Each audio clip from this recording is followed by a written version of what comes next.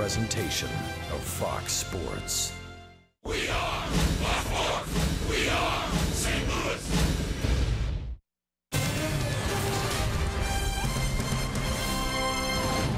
This is St. Louis Cardinals baseball.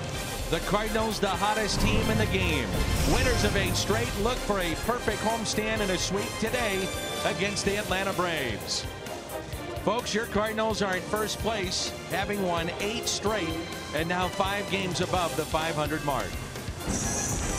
That's Rick Horton. I'm Dan McLaughlin. Jim Hayes is here as well. What a run by the St. Louis Cardinals. Oh, it's been a fun homestand. The Cardinals are hitting, but they're also pitching. They're getting really good starting pitching, a lot of quality starts, and that includes our guy today, Michael Wacha, who has been terrific of late. He has developed 4 pitches that he's confident with. He's got a couple of places to go, and you look at his numbers since the 26th of June, a very low earned run average. He's been solid. That's a look at your Kia in the driver's seat. R.A. Dickey, the knuckleballer, will go for Atlanta. Can they make it 9 straight? Lineup has been rolling. The Cardinals are rolling. Baseball is coming up.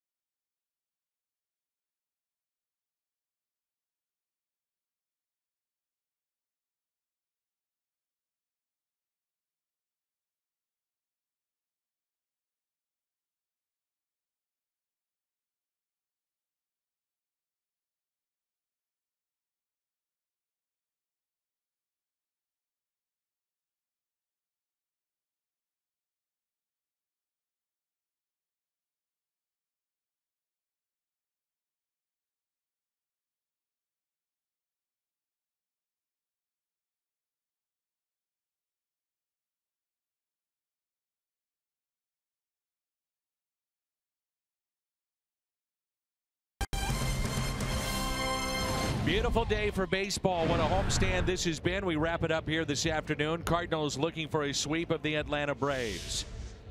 Breaking it down, the offense has been remarkable. Runs per game, nearly 8. The team average over 300. A lot of extra base hits. The pitching has been good enough.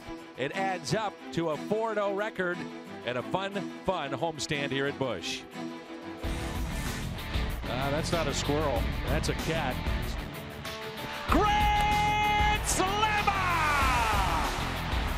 The rally cat.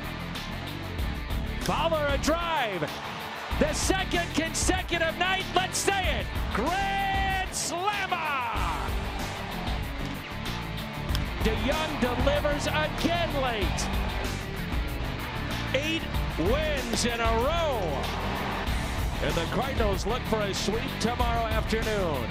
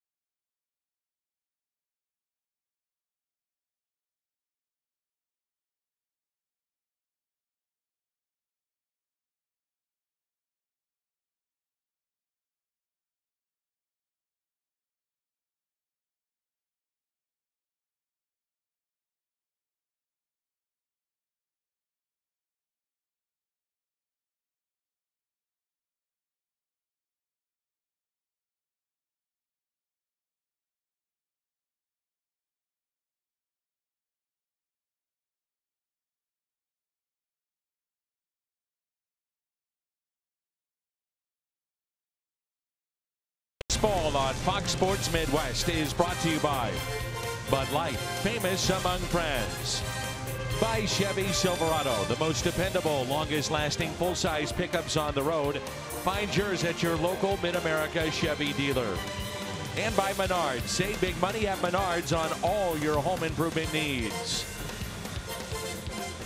A packed house across the street at Ballpark Village. There's a live look at Paul DeYoung and the St. Louis Cardinals. The Cardinals come in as the hottest team in baseball. They have won 8 straight. You go month by month, Rick Horton, and this team getting better and better. Well, July was the month where the Cubs made their run. They went 16-8. Now it's the Cardinals' turn.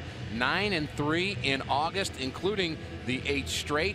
And things have tightened up, not just with the Cubs and the Cardinals, but the Brewers and the Pirates not far behind. The Cardinals have won 11 of their last 13 at home.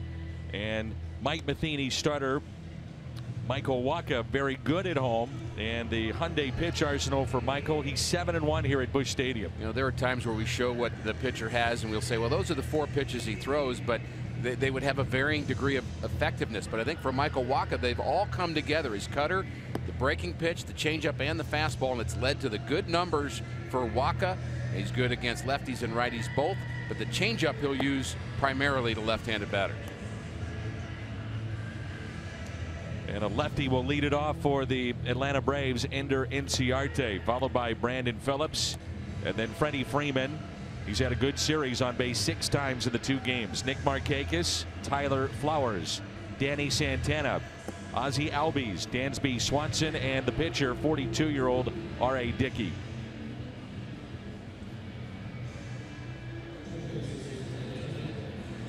Brian Snitker is the manager of the Atlanta Braves, and at one point they're at 500, feeling very good about themselves. They've been in a little bit of a tailspin here the last 3 weeks. Well, they've lost 5 straight, and they're at their low water mark of the season. And this is a club that's dealt with some injuries. Matt Kemp is not available. He's had a hamstring problem, but their pitching's kind of been up and down. And R.A. Dickey, who's going for them today, has been one of the guys who's been up. And the first pitch to Inciarte is taken for a strike, and we're underway. Inciarte hitting .295. He's popped 8 home runs and he's driven in 40. Hit to the right side and a base hit. And the leadoff man is aboard. Cardinals defense here this afternoon. Carson Kelly gets the start behind the plate. A lot of changes for the Cardinals. Martinez in left, Pham in center, Grichuk in right, Greg Garcia third, DeYoung, Wong, Carpenter along the infield. Around the horn presented by Dobbs. I know there are fans that would love to have Yadier Molina play every single day, but that's not practical and it's not smart. And you look for days to get him back-to-back off days, and that's why Yadi's off today with the off day tomorrow. It just feels like more of a rest, mentally especially.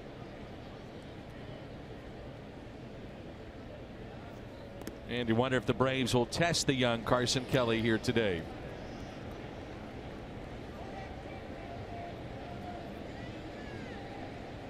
Something that you look at numbers, and there's all kinds of numbers in the game of baseball. I find this interesting. He's hitting .403. Phillips, day game after a night game.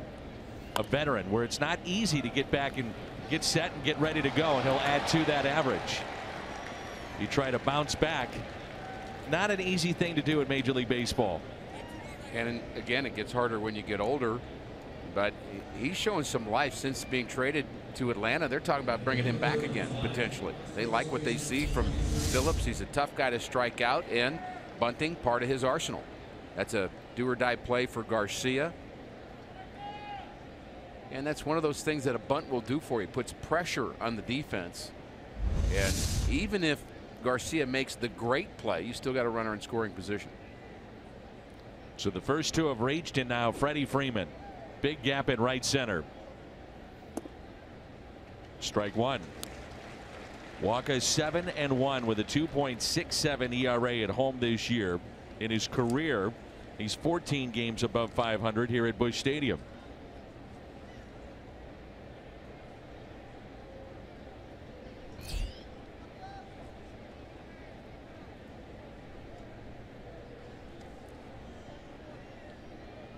The 0-1.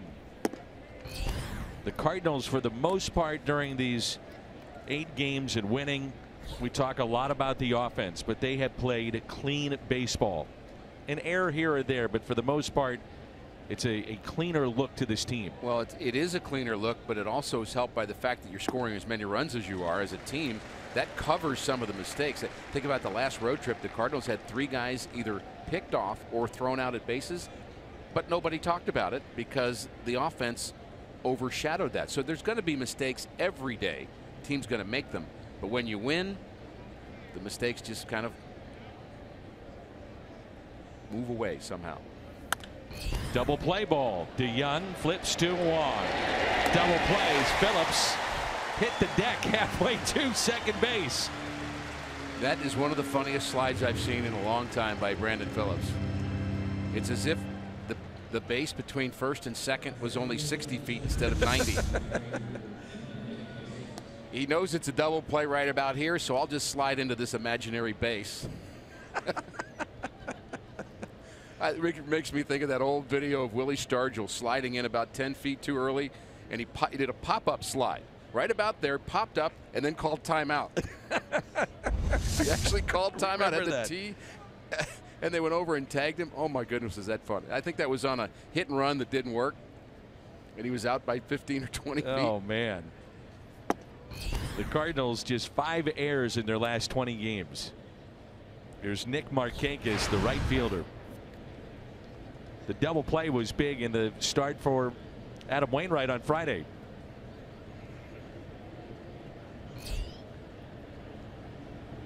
Here's a 1-0 pitch.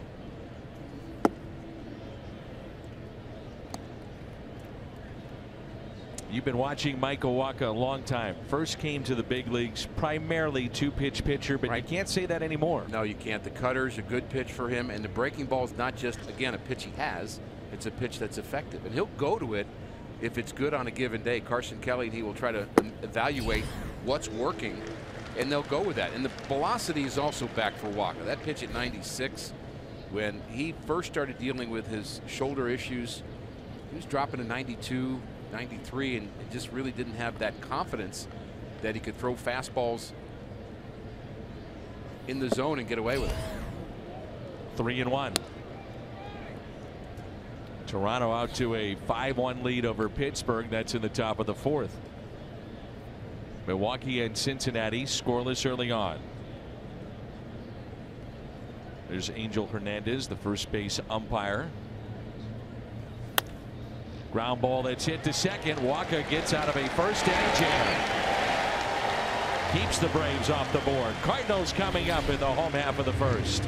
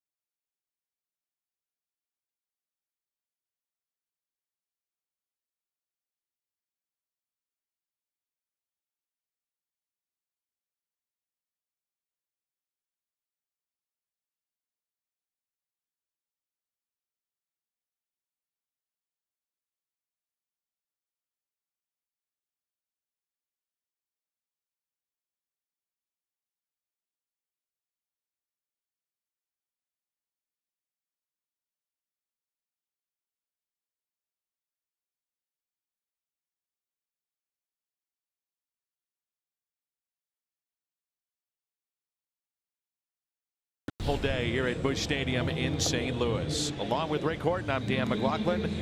Jim Hayes is here as well, and so is Matt Carpenter, and he'll lead it off. This Cardinals lineup.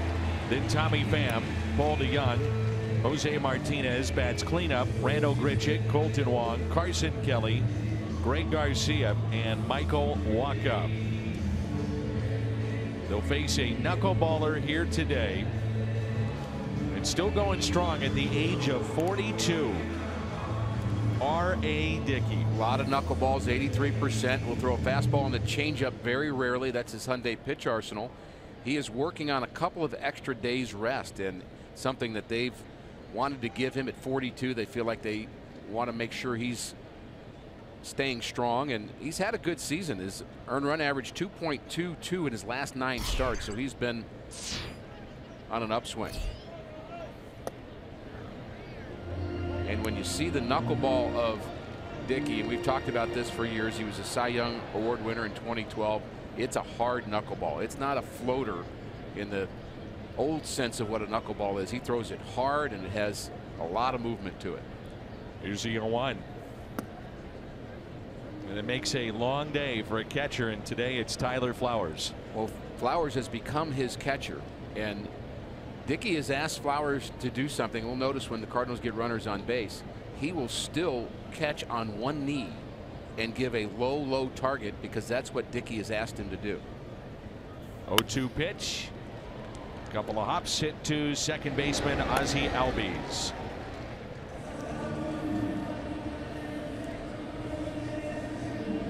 The defense for the Atlanta Braves: Santana, Inciarte, Markakis in the outfield, Phillips, Swanson, Albies, Freeman on the infield.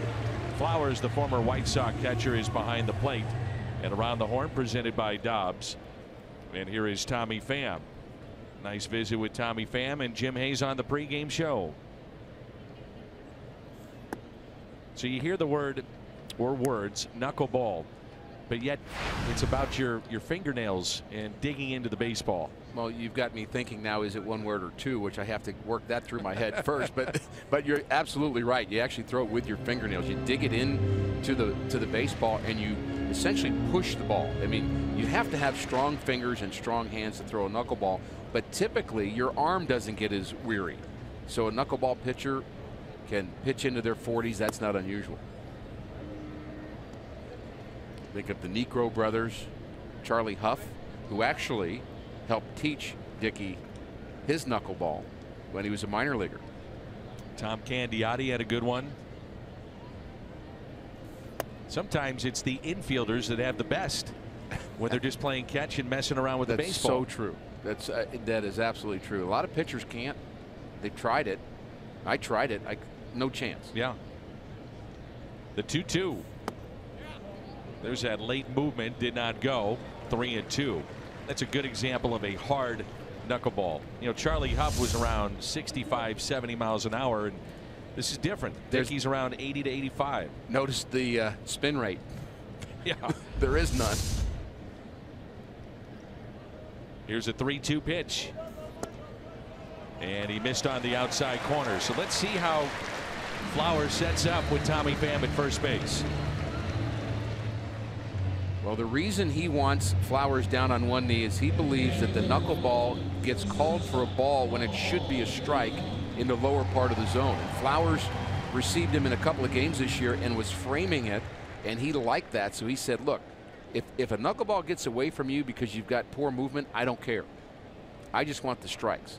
Now, there's a little bit of internal discussion about that with the Braves about whether or not that's the best thing to do or not. But he wants that low target.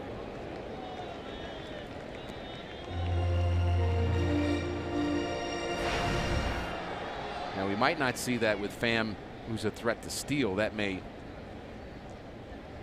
change that plan for the time being. And a strike 2 to Young. Still down on one knee. Tommy Pham with 16 steals. He's been caught 5 times. The knuckleball, the speed range this season for R.A. Dickey as low as 60 miles an hour, as high as 84.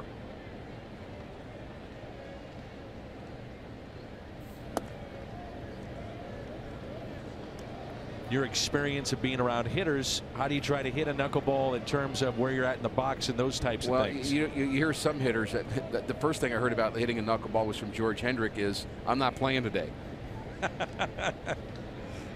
We'd play against Joe Necro and he'd say, well, I'm going to mess up my swing for a week, so sit me or trade me. So sure. He just felt that there's no chance. But the guys that have success, you just think about obviously waiting back as long as you can. You can't have a big long swing. The swing has to be shorter because you're trying to get it that last bit of movement that it has. There's debate about whether you should use a heavier bat or a lighter bat. Some guys talk about that. Ooh, that's close. Very by close. the way, has been picked off 4 times this season, most in baseball.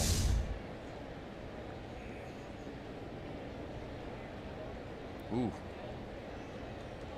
And the Braves are taking a longer look at it.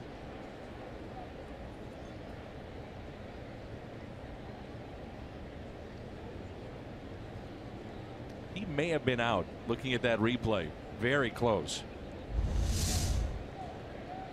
Short, quick throw, and they are going to look at it.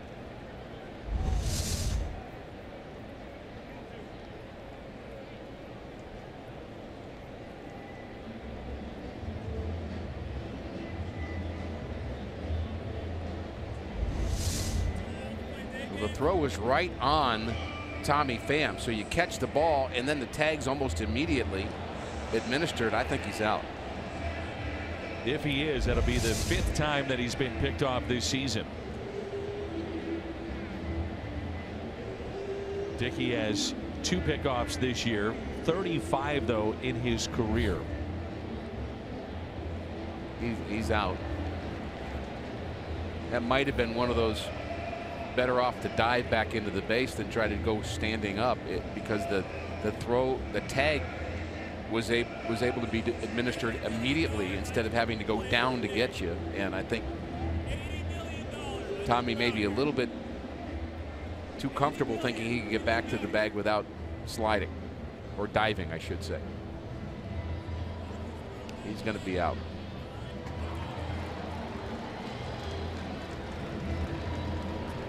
Count on Paul DeJong is 1 ball and 2 strikes.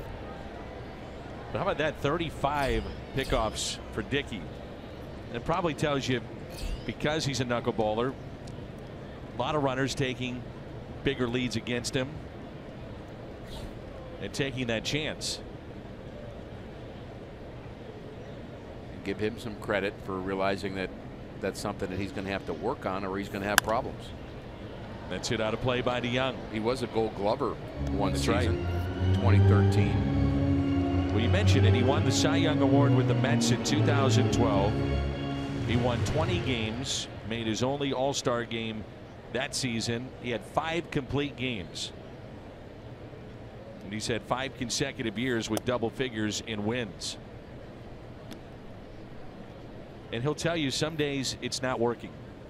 Right. You know, it just, you wake up, you get a feel for it, and he's also talked about where he feels great with it and it does nothing. It's just an odd pitch. The 2-2. One of the other theories is, and really there aren't that many pitchers around to corroborate whether or not they still think that way, other than Dickey, because knuckleballers are hard to find now. But the old theory was you'd much rather throw it into a wind than with a wind behind you. Create more movement if the wind was blowing out. One of the few pitchers who would like the wind blowing out at Wrigley Field would be a knuckleball. Yeah.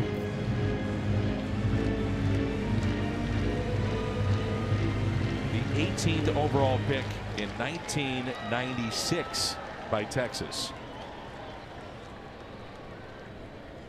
3-2 pitch. DeJong hits it out to right field, and it drops for a base hit.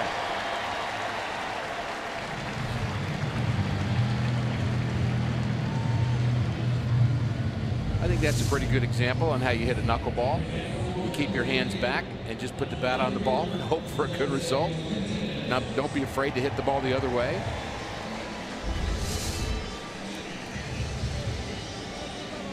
The 1996 draft featured Chris Benson, #1 overall to the Pirates. Travis Lee went to Minnesota. The Cardinals selected Braden Looper. And there would be 3 first-round picks that pitched for the Cardinals eventually from that 96 draft. Jake Westbrook, Looper, and Jason Marquis. A strike to Martinez. That's unusual. Yes.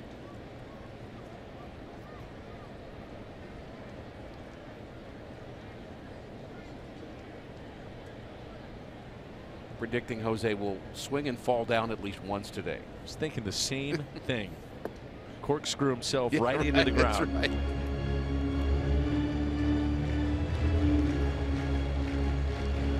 I mean, he's up there, he's moving, he's wiggling the bat. I hope he's got that little thing golfers have, that little divot repairer, because I have a feeling he's going to face plant and have to repair the batter's box a little bit. 1-2 the count.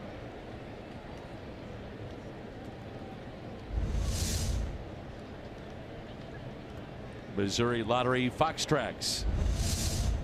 Dickey says 2 versions of the knuckleball, mid-60s to low 70s, and then the high 70s and even harder.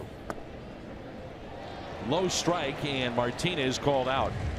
There's your catcher coming through with 1 knee down and getting the strike call. No score after 1.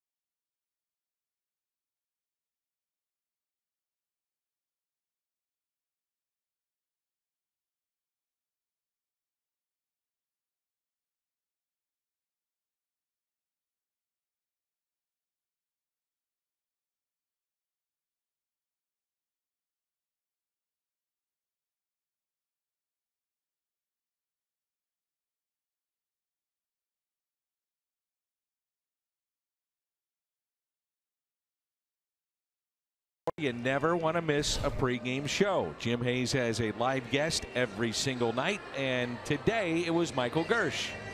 Yeah, he's the general manager, and we were talking about possible improvement of the team through a waiver deal. You know, Dan, as you know, when a team is red hot, generally you don't hear fans clamoring for a trade.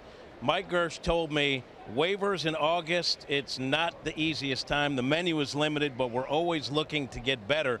Plus, there are also other teams looking to block any possible improvement. He told me there is a little gamesmanship. You put in claims on players that you might not want, but you sure as heck don't want the other team to get. And Dan, he said, it seems when the team is playing so well, there are just less urgent needs. So he said they're always looking, but right now it doesn't look like there are any deals on the horizon. All right, Jimmy, thank you. Michael Walker, by the way, first inning, 4 hitters, 4 ground balls. That's always a good sign for him. Down in the zone. We probably should explain waivers and waiver claims and how trades can work, as it does get a little complicated. But essentially, if a player is put on waivers and a team lays claim to that player and it starts from the worst to the first, they can pick up that player and then try to work out a trade with the team. And eventually that can happen. A lot of times it gets blocked by teams. That's why it's hard to make those deals. Slicing towards right center, and the catch is made. And that's the key thought, that it can get blocked by other teams. And what Mike Gersh was talking about and Jim were talking about is you have to pay attention to not only who you want, but you may claim somebody you don't want somebody else to have. And my understanding from talking to Walt Jocketty was the Cardinals somehow mysteriously were able to get Larry Walker after the trade deadline because other teams weren't maybe paying attention. I want to say it was over a weekend, and there was a time where the time frame, maybe even a holiday weekend, people just weren't paying attention. And certainly there were teams that didn't want the Cardinals to have Larry Walker in the middle of their lineup, but Walt Jocketty got that done. A lot of that legwork was done by John Mozeliak at the time. Here's the 0-1.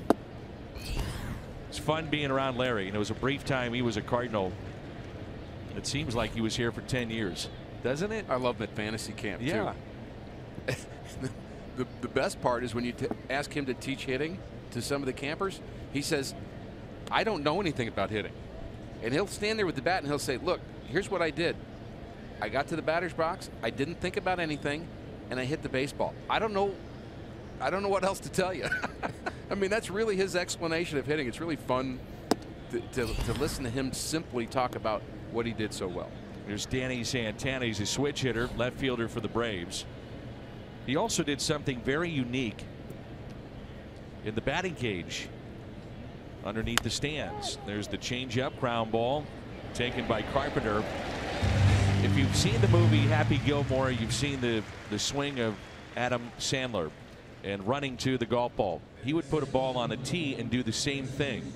And his idea of doing that was to take the ball up the middle and to focus to get everything going forward. So he would do that more times than not in the batting cage before he started taking BP. Different strokes for different folks. Exactly. You know, that's not actually a bad drill to do with pitchers every once in a while who are getting overly mechanical and tied up in their delivery. You just have them stand behind the mound and just run up and make a throw like a center fielder, because when you throw the ball on the move like a center fielder, you're going to get into your natural throwing motion and what's best, because you're looking for carry, and then the idea is maybe some of that will translate into your motion. Here's Ozzie Albies 0-2. Trevor Bauer, by the way, does that. Yes, he does. His first pitch that he throws to warm up. He's now with the Cleveland Indians.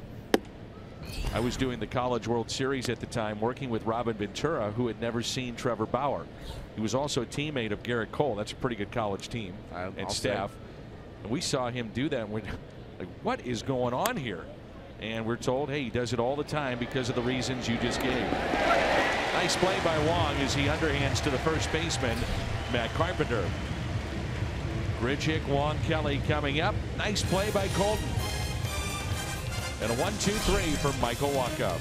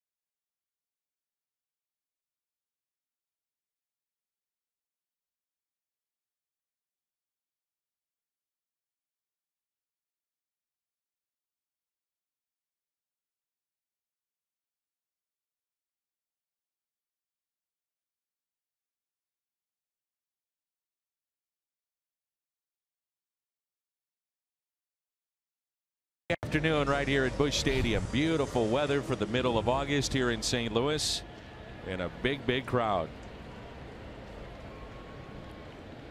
The Cardinals are trending again to 3.4 million tickets sold.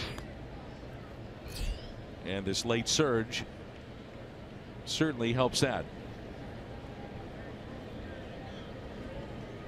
First pitch to Grichuk. Here's a strike. Randall now up to 15 home runs. Batting .240, and he's driven in 44.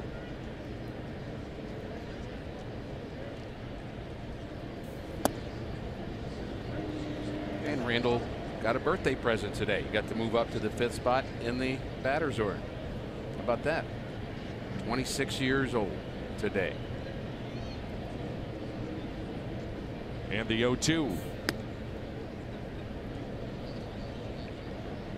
The BJC Healthcare difference maker before and after his trip to the minor leagues. He's been much better. And he's hitting the ball to right field. The OPS, which is probably as good a measurement of a guy's average and power. It is the measurement of average and power. You're getting on base. Been much better. Second strikeout for R.A. Dickey. Yeah, happy birthday. Hit this. Look at the glove there by Trevor Flowers. Not your prototypical catcher's mitt, more of a kind of a split between a catcher's mitt and a first baseman's mitt. You know, have you ever put one of those on? Yes. They're heavy. Yes, they are. And cumbersome.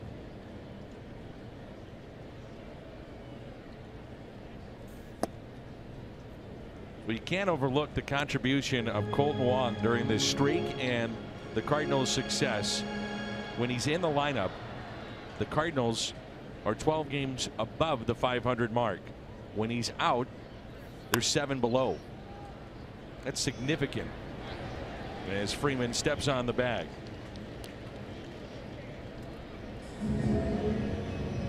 And the batter is Carson Kelly.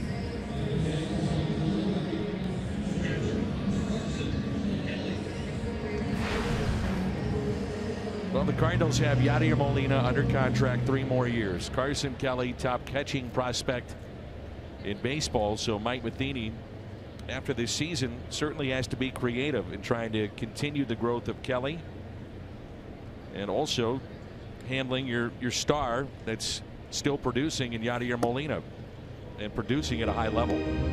So the development of a player doesn't stop when he gets out of the minor leagues. You have to keep developing, and big leaguers continue to develop. And Adam Wainwright would say, I'm still learning. So it never really stops. And what you don't want to do is to retard that growth of somebody who is going to be a frontline player. You believe is going to be a frontline player. So that is going to be a quandary for the Cardinals next year. I don't think it's an issue now. You'll find some at bats for him and enough playing time, and think about the minor league season would end on September 1st anyway.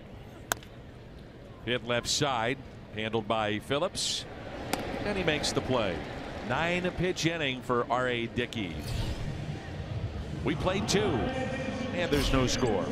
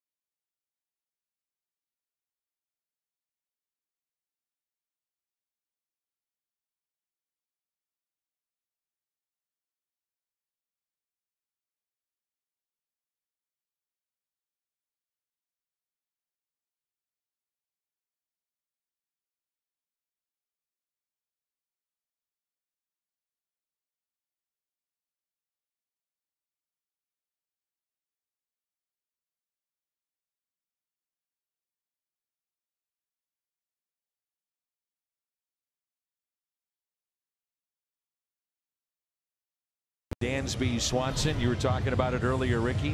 Trying to learn every day.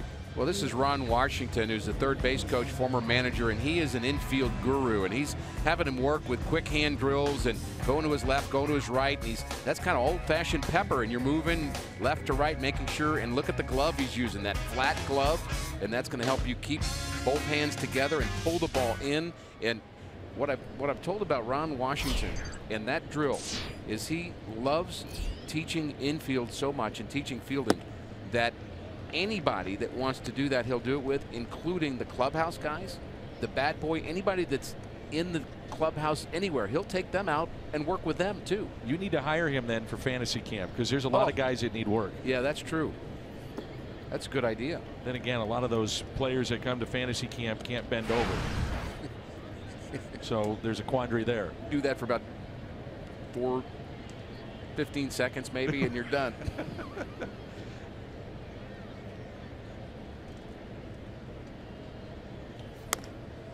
Well, they'd like to get him going offensively too. His average is at 208, third lowest among all major league qualifiers. He's a solid player, and he's going to be a good big league player, and he's suffering a little bit, in my mind, being a little bit overhyped. And he's gone back to where he's from, and just a little bit too much pressure. When we were there in Atlanta, everything was about him, and we saw him in spring training. Didn't look ready for the big leagues. Came up last year, had good numbers, but he's still developing. You're right. Everything promotionally around the ballpark was him. It's a lot of pressure for a young player who's still trying to find his way. The 2-2. Hits it the other way. And the catch made in right field by Grichuk.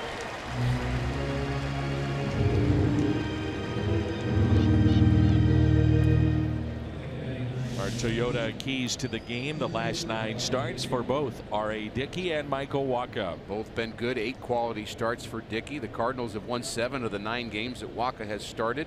5 quality starts for him. Both of them giving up very few hits. Here's R.A. Dickey. That's now 11 consecutive scoreless innings put up by Michael Wacha here at home.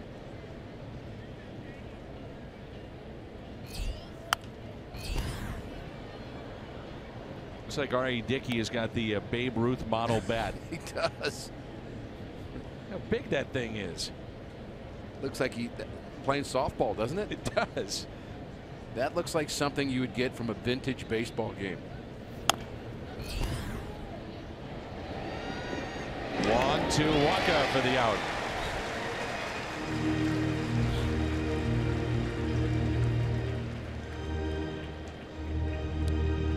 Nice play again by Colton Wong.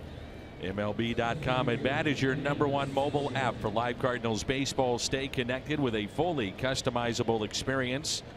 Home screen icons, app features, as well as game day. Download MLB.com at bat today. Ender Inciarte with 2 outs and nobody on. I'm going to put you on the spot. Trivia question, baseball stat question. Charlie Blackmon has the most hits in the National League. What National Leaguer is #2? He's at the plate, and now I know you never listen to me because I said that on Friday night. Thank you, Rick. Where was I Friday night? You were in the booth with me. Yeah, it's a rule. I don't listen to you on Friday. Some other days too. Thanks for paying attention. Well, it's a new day though. Somebody may have caught him. Well, I was, you know, I'm always honest. And we were doing a game last week with Al, and he said, Dan, I told you those were my keys to the game. They're coming through. And I said, I'll be honest with you, Al, I wasn't paying attention. And he appreciated it.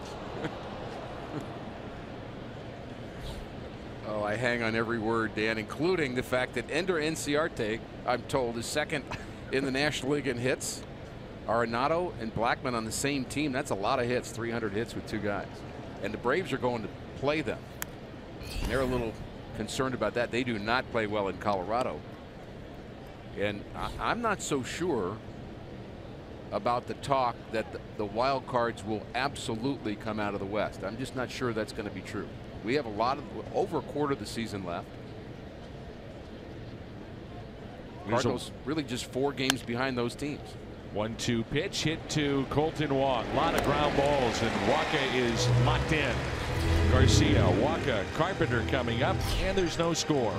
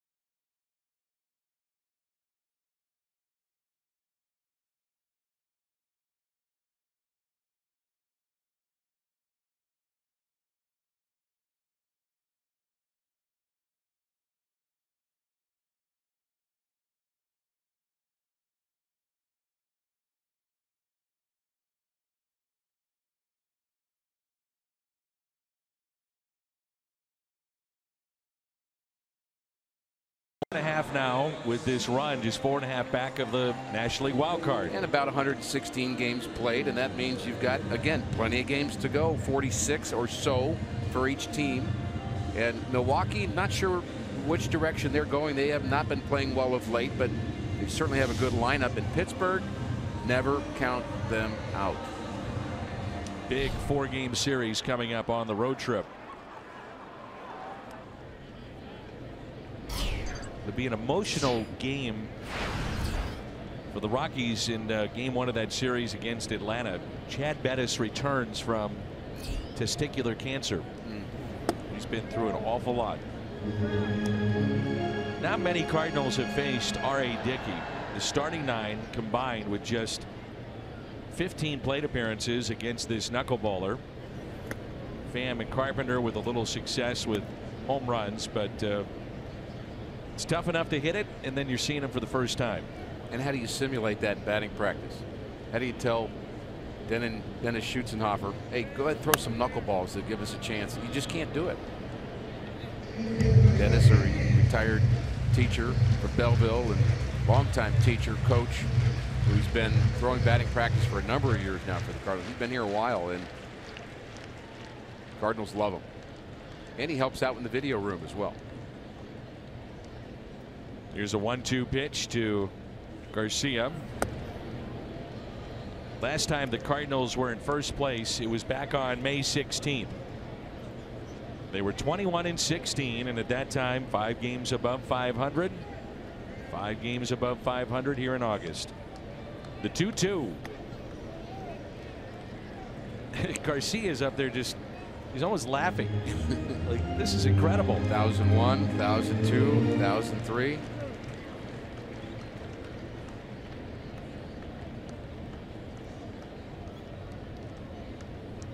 Stay back, stay back, stay back. 3-2 and a base hit into center field.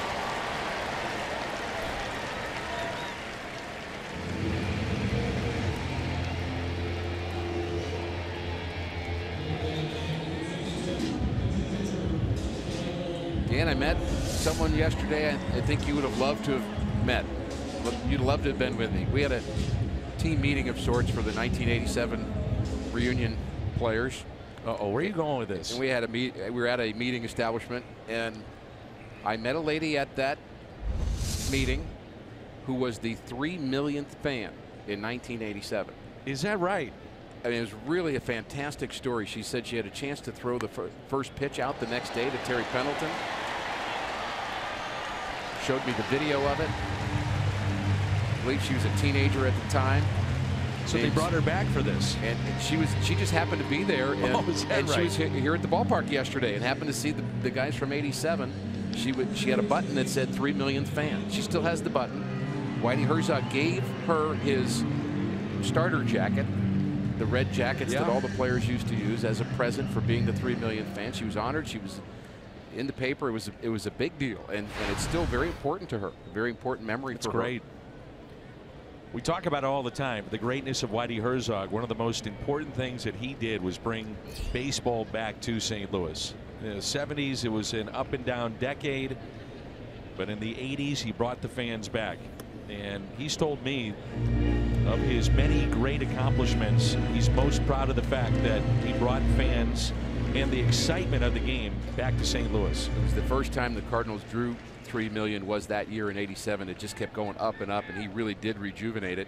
In fact, on the ring is the attendance for that season, over 3 million.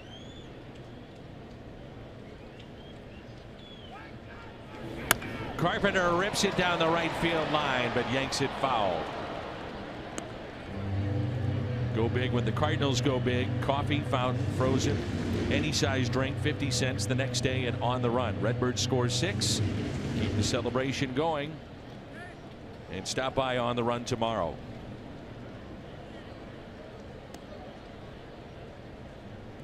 Oh, 2 the count on Carpenter. Grounded out to second, first time up. Give Michael Wacha some credit, trying to bunt a knuckleball, much less swing the bat.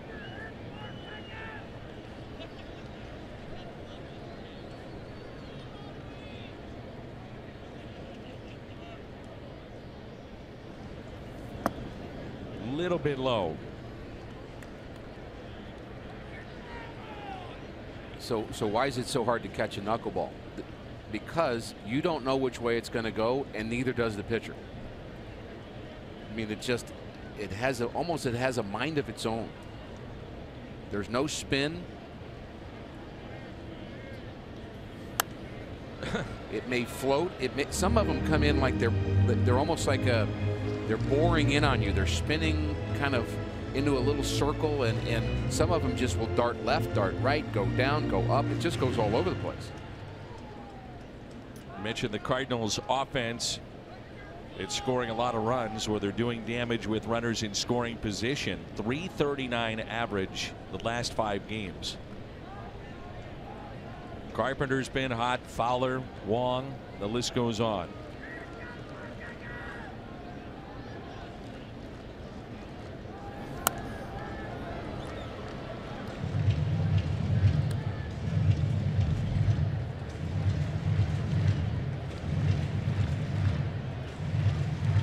Dickey's been a perfect signing for the Atlanta Braves. They've got some young pitchers that are coming up. They have some guys in AAA. They have some guys on this team. The guy we saw yesterday, Alex Fried, I loved his arm. And he's going to be a starter for them, but he's not quite ready yet. 1-2, he puts it in play out to left field, and the catch is made.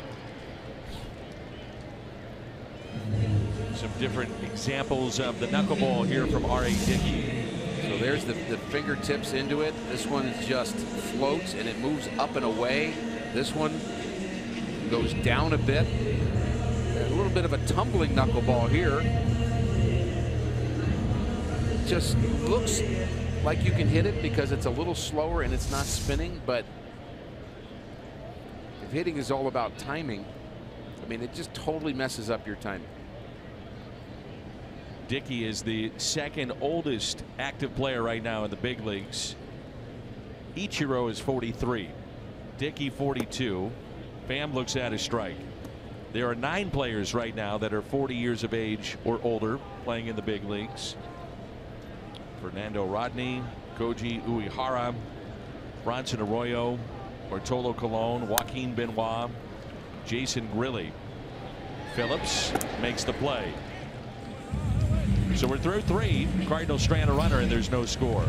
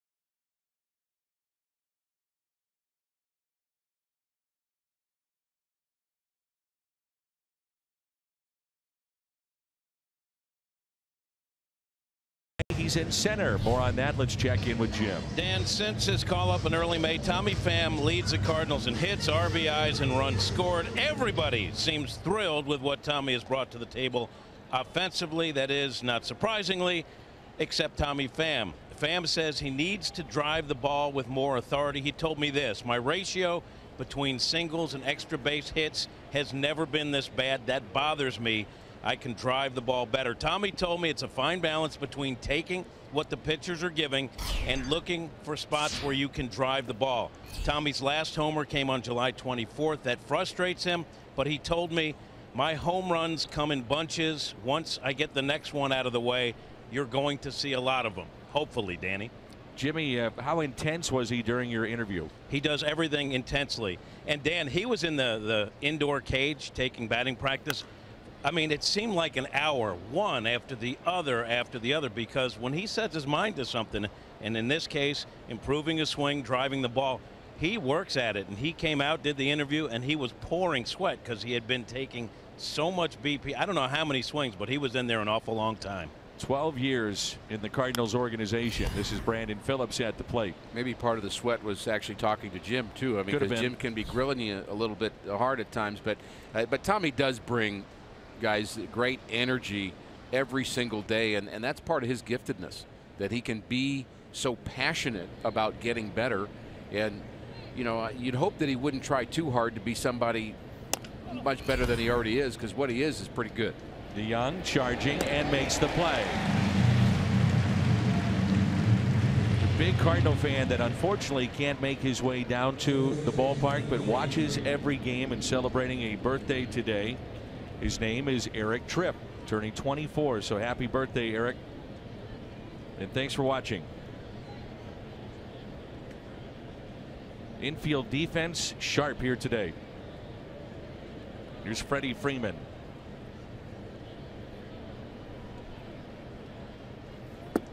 And Walker's sharp, throwing a lot of first pitch strikes.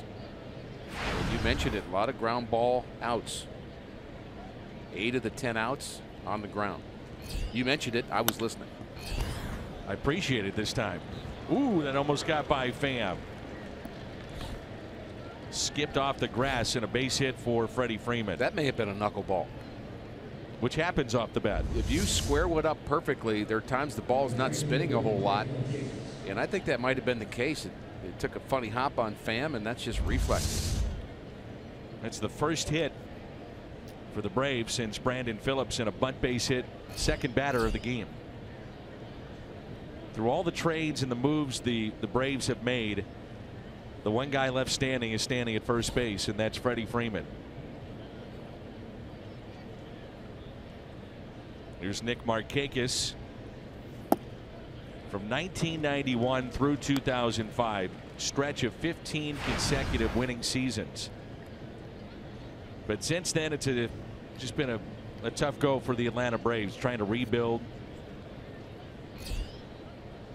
in the midst of their 4th consecutive losing season. They've not won a postseason series since 2001.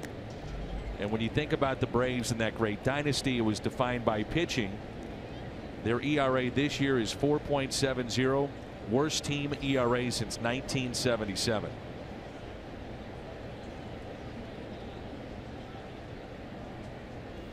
One of the things I found in baseball as you study it over the years, very seldom is the rebuilding process a linear rebuild. And there are times where you'll get a little better, and then you'll take a step back, and you'll go ahead, and then you'll take 3 steps back. And so you can't expect it to just be, when you talk about rebuilding, a simple process that doesn't mean there isn't some rebuilding that goes on. And think about some teams that have done that well. I think the Cubs did it well. I think the Indians did it well in the 90s, late 90s. They had a 5-year plan. It worked. Cubs had a 5-year plan. It worked. But a lot of times it's a 5-year plan that turns into an 8-year plan or a 10-year plan, because not everything turns out exactly as you project. And it's the way you go about the rebuild. You look at Houston, completely gutted their franchise. Cubs did the same thing, and trying to stockpile young talent, finishing poorly, drafting 1 or 2, 3, top 5, those kind of things. some of the hardest things that hurt with a rebuild is when you actually play better faster than you thought, and now you've got a chance, and now you sacrifice the original plan. I think Milwaukee's in that spot. Yeah, I think you may be right. You go all in on this year, or do you keep going towards the 3-year plan? And it's a tough decision. The 2-2 pitch. Get out of play. And not unusual that one manager and one general manager are orchestrating this 3 to 5 year plan for another manager and another general manager. I think Milwaukee's exactly what you're talking about. They're probably a year, maybe 2 ahead of where they thought they might be. And yet they found themselves in first place at the All-Star break. They're still in the race. Do you give up some of those young chips to go all in? 2-2. Line drive and a base hit into center field.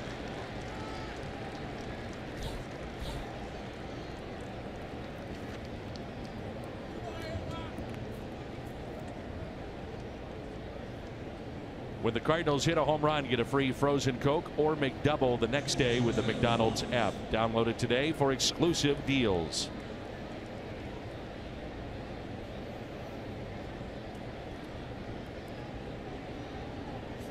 So back-to-back singles, and now it's Tyler Flowers. He must be exhausted after catching R.A. Dickey. I would think he would be. Having a nice year offensively, too. Came in batting over 300 with 9 homers and 37 driven in.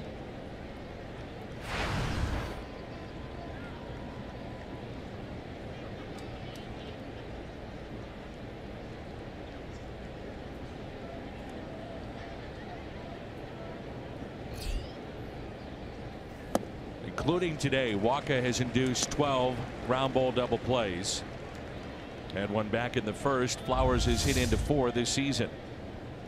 Change up, not a good location, but fooled him with the velocity. Wouldn't throw that pitch there again.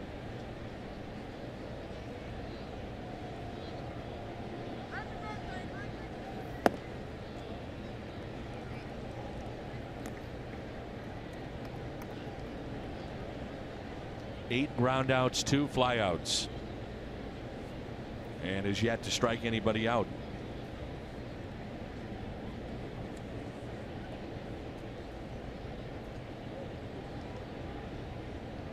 The 2-1 pitch. 3-1. An interesting conversation with Johnny Morris, who's one of the outfielders from the '87 Cardinals team, who was here for the weekend, and he is now a scout with the Cincinnati Reds. We see him in spring training. We see him on the road from time to time. He thinks the worst thing that's happened to pitchers is the gun and their awareness of it, and also the fact that they focus so much on strikeouts. Sure. And now the base is loaded. Well, how many times have we been watching a young man that can really bring it, and he makes the pitch, gets the ball back, and the first thing he's looking at in the stadium, the radar gun. Yeah, and what John's thought would be is that, you know, Michael Wacha's pitched well in this game, doesn't have a strikeout yet, but does he feel like he pitched well? And is it about the miles per hour? And he saw Adam Wainwright throw a couple of nights ago, and he saw Wainwright do what pitchers should do, and that's pitch with what you've got. And he thought Adam was, and this is a scout's point of view, he thought Adam was masterful what he did in the first game of the series, and I can't disagree with him. Oh yeah.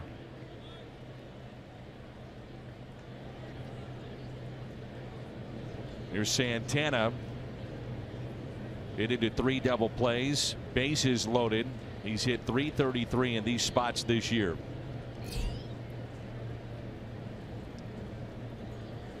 He gets the start in left, and Matt Adams sits today.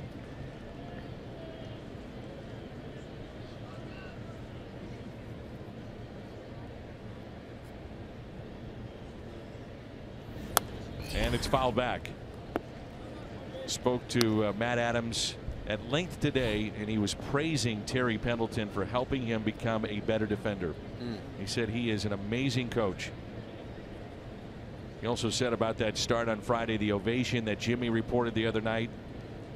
was incredible to him, and he said that Wainwright and Molina said they loved him and thanks for being a great teammate. And he said, you know what, it was at that time, it validated when I was running off the field with a ground ball, it validated my time in St. Louis.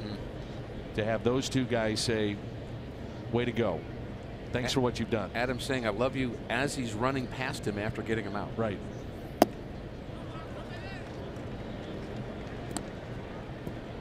Two and one the count. Matt Adams also telling me he will live full time in St. Louis when his playing career is through, and Pilates will be a big part of it. Yep. The 2-1 pitch. Ground ball finds a hole, base hit into right. The Braves grab the early lead. So Santana drives in Freddie Freeman, 1-0 Atlanta.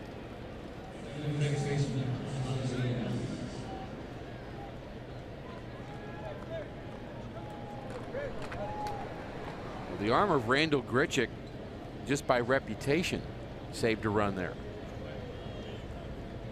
Ron Washington knew that Grichuk has a strong arm in right, and that throw missed the cutoff man, but it was handled by Kelly at the plate. You know, another thing I like, Michael Wacha was where he's supposed to be, backing up home. That doesn't always happen. Here's Albies. There were a lot of guys doing the right thing. Here's the base hit to right. Finds the hole, as you mentioned. Wacha's going to cover first, but then he realizes I've got to be behind home. The strong throw over Carpenter, smothered by Carson Kelly, but there's Wacha in the bottom left of the picture, backing up right where he's supposed to be. 0-1 tap foul, 0-2. The Pirates trailing 6-1 in the bottom of the 7th. Chad Kuhl made that start. They're 3 games out, and Tuesday night they begin a stretch of 34 of 38 games inside the Central. It's a big stretch for them. Here's the 0-2. So what you're saying is you're rooting for Toronto against Kuhl in the game. You got it.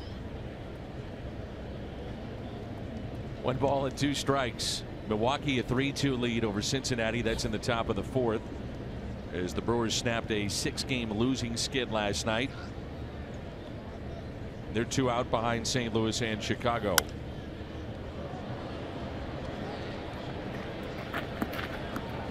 Pham with the catch. Throw to the plate, not in time. Run scores, but everything done right on that play too. Absolutely, and that's what you want to see.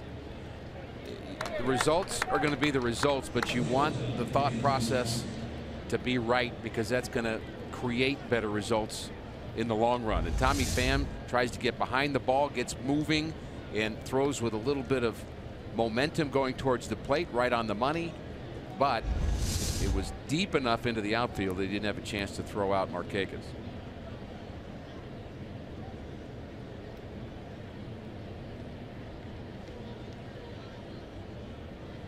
Runners at first and second for Dansby Swanson. Hits it out of play. The Cubs lost last night in Arizona 6-2. They've only won 3 of their last 10. And during the Cardinals winning streak, the Cubs have lost 4.5 games in the standings. Jake Arrieta will go today. He's 11-8 against Zach Godley. That game about an hour away from starting in Arizona. Godley's been good. 0-1 is a base hit into right field. On a hop, Grichuk to the plate, and a strike.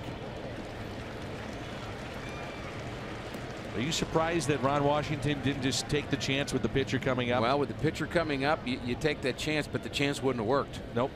I mean, yes, I think with Dickey, who's not, I mean, say he's an average hitter with a Babe Ruth bat.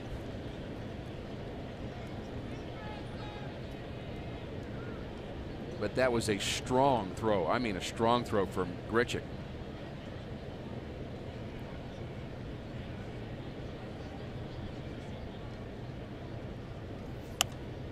There's strike one.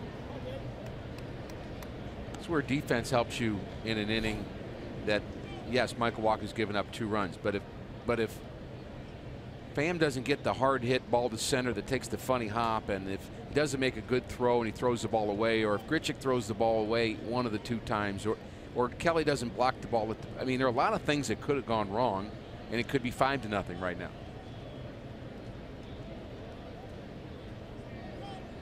29th pitch of the inning. 0-2.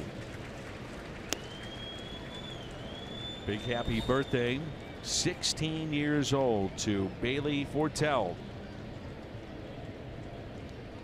Be careful out there, Bailey. Happy birthday. The 0-2 pitch.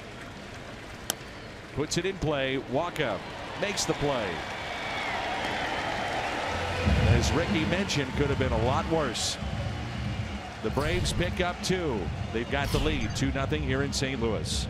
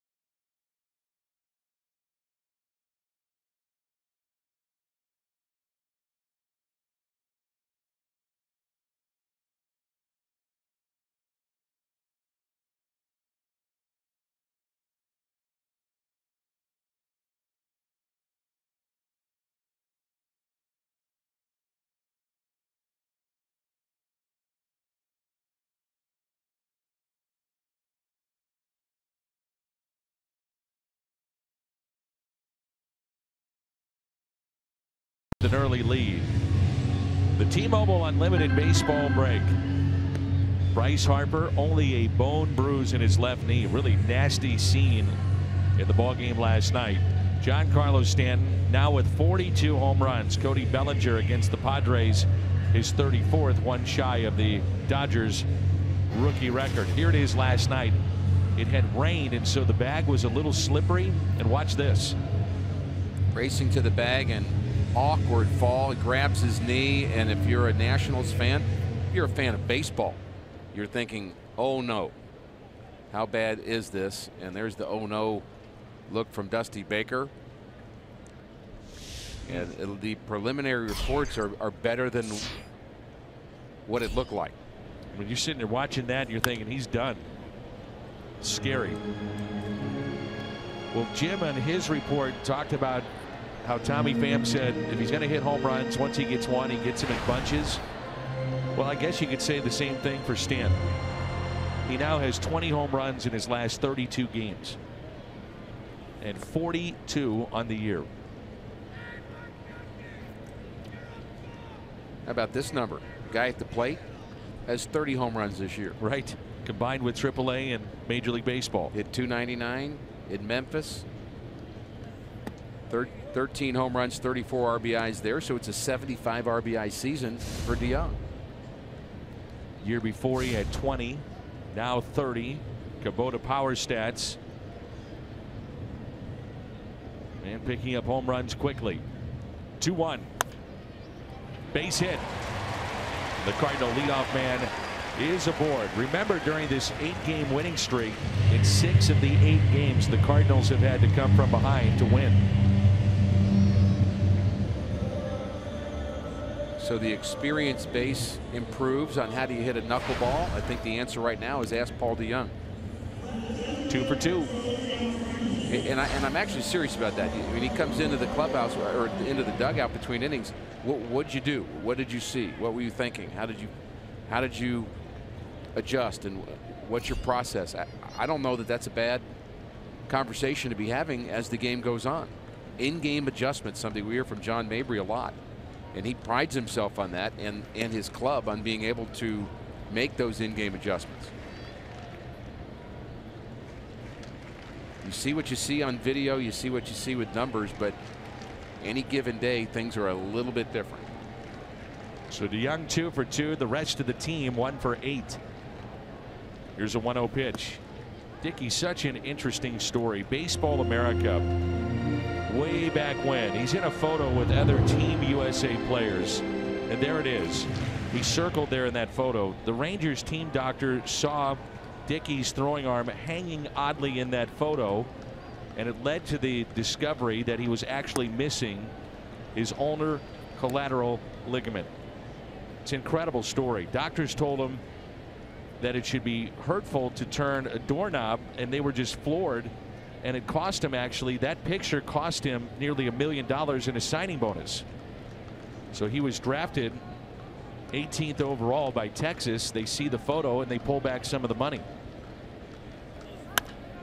Double play ball hit to short. Swanson, Albies, double play. Now that is an incredible story. Well, that is bizarre. Things, of course, have turned out all right for him, but can you imagine you're getting ready to take that picture and you say, well, should we turn to our left or turn to our right? And that one decision about where the sun was and the photographer was cost him $1 million, yeah, potentially. But he did find out something about his body in that process. And for fans who don't know, he was the quote-unquote traditional pitcher. He was a guy that could throw low to mid 90s and curveball, slider, and never threw the knuckleball. I guess you're not going to tear a ligament you don't have, though. That's the other part of this too.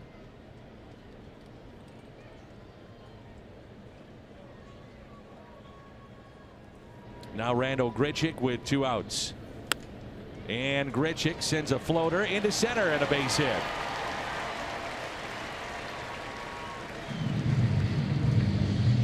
Dickey is also an author of a book. He suffered sexual abuse as a boy, and he wants many to read this book. And it's Wherever I Wind Up, My Quest for Truth, Authenticity, and the Perfect Knuckleball.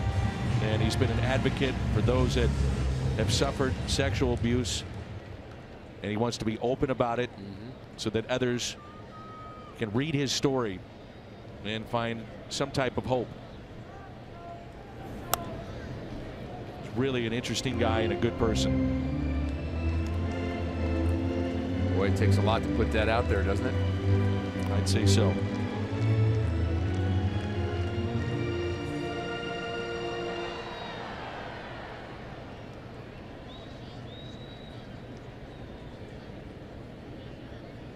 Here's the 0-1 pitch to Colton Wong. Wong, a fly ball out to left, and the catch is made.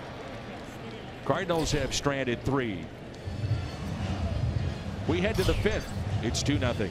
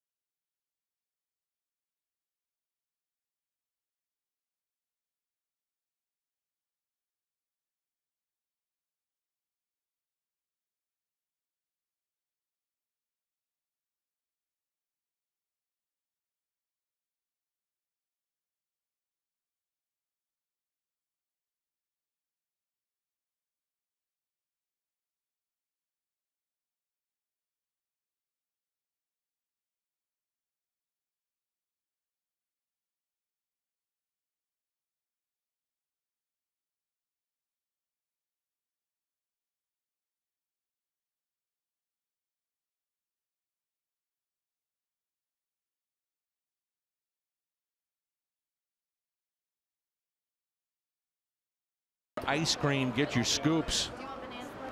Dippin' Dots. Walker with 30 pitches last inning. That's where you get your scoops? Yep. Let's go get some ice cream. Hot shot, and it's right past Matt Carpenter. And a base hit for the leadoff man, Ender Inciarte.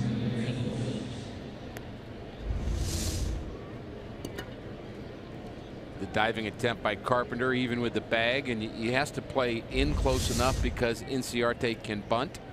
If he's back in a normal position playing first base, that's a ground out. That's what speed does to influence a game. Dolores Borjardin is over at the Champions Club, and she's celebrating her 90th birthday here at the ballpark. Happy birthday, Dolores. That's well hit into deep left off the bat of Phillips, and it is gone into the Braves bullpen, and it's a 4-run Atlanta lead.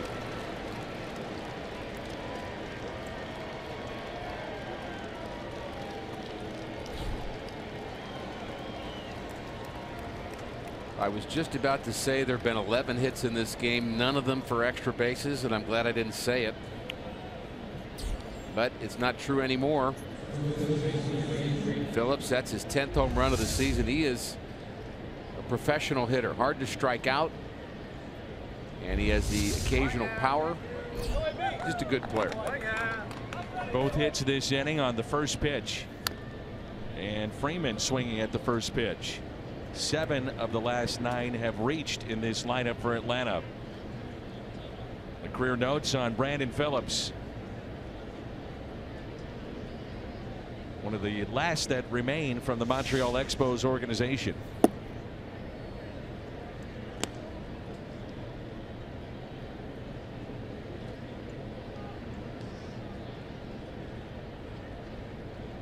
Here's a 1-1. Right-hander starting to throw. That Sam Tuivailala. The shift on here for Freeman. Grounded into a double play. Singled to center and scored back in the 4th.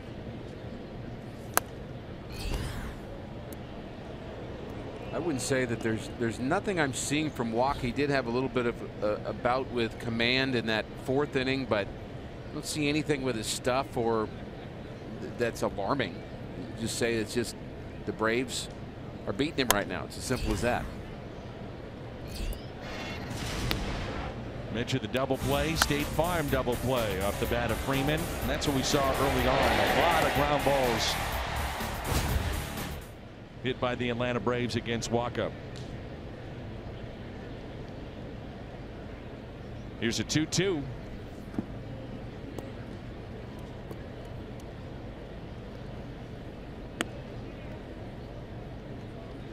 Cardinals will travel to Boston, and a brief 2-game set at historic Fenway Park beginning on Tuesday night. And a swing and a miss, and the first strikeout of the afternoon for Michael Wacha. Cardinals will not face Chris Sale in that series. It'll be Mike Leake and Rick Porcello game 1. Lance Lynn, Eduardo Rodriguez in game 2. I'd like to watch Chris Sale pitch, but I think I'd rather watch it on TV than have him do it against the Cardinals. Every Cardinal hitter is saying, speak for yourself. Right. We saw him pitch for the White Sox a few years ago, interleague play here in St. Louis, and he was nasty. Yes, he was.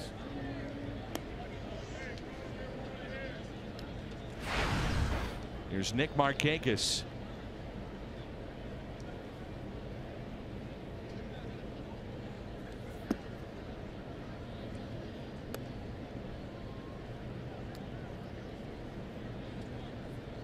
One thing the Cardinals have been able to do during this winning streak is mount comebacks.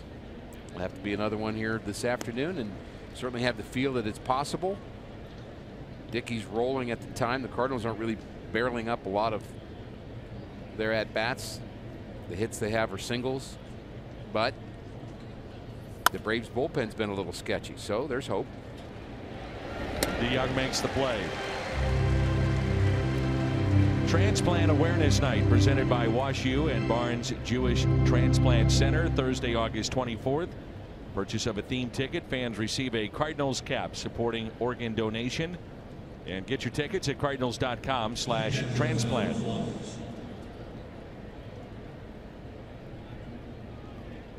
Michael Wacha is due up third in the bottom of the 5th inning. 4-0 Atlanta. That's an interesting choice for Mike Matheny. Consider you have the off day tomorrow too, so a little rest. Foul territory and the catch made. Brandon Phillips, a 2-run shot, his 10th of the year. 4-0 Atlanta here at Busch.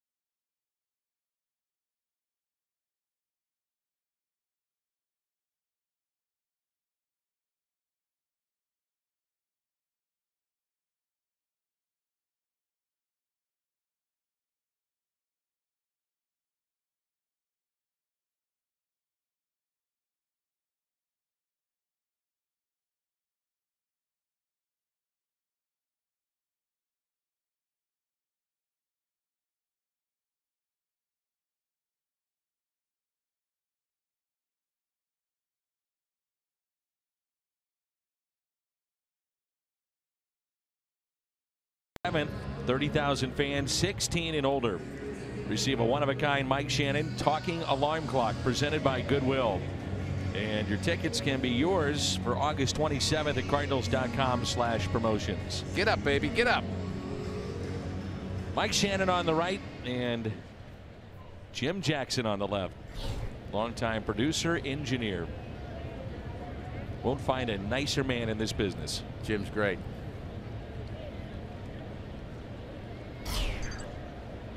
Here's Carson Kelly.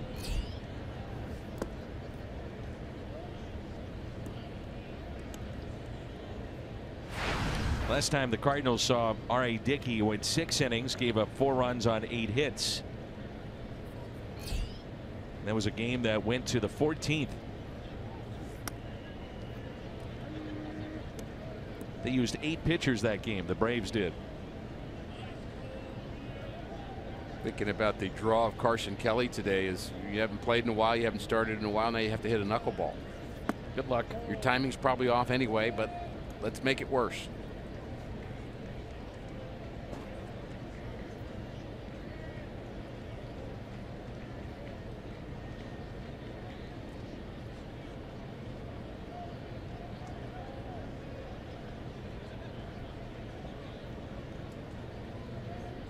There's a 2-1.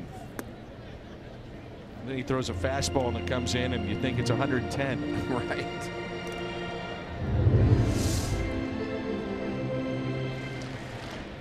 And look how it was framed by the catcher, and that's what he wants. That was stolen by Flowers. High fly ball into deep center. Inciarte back and makes the catch. Won the Gold Glove last year in center field.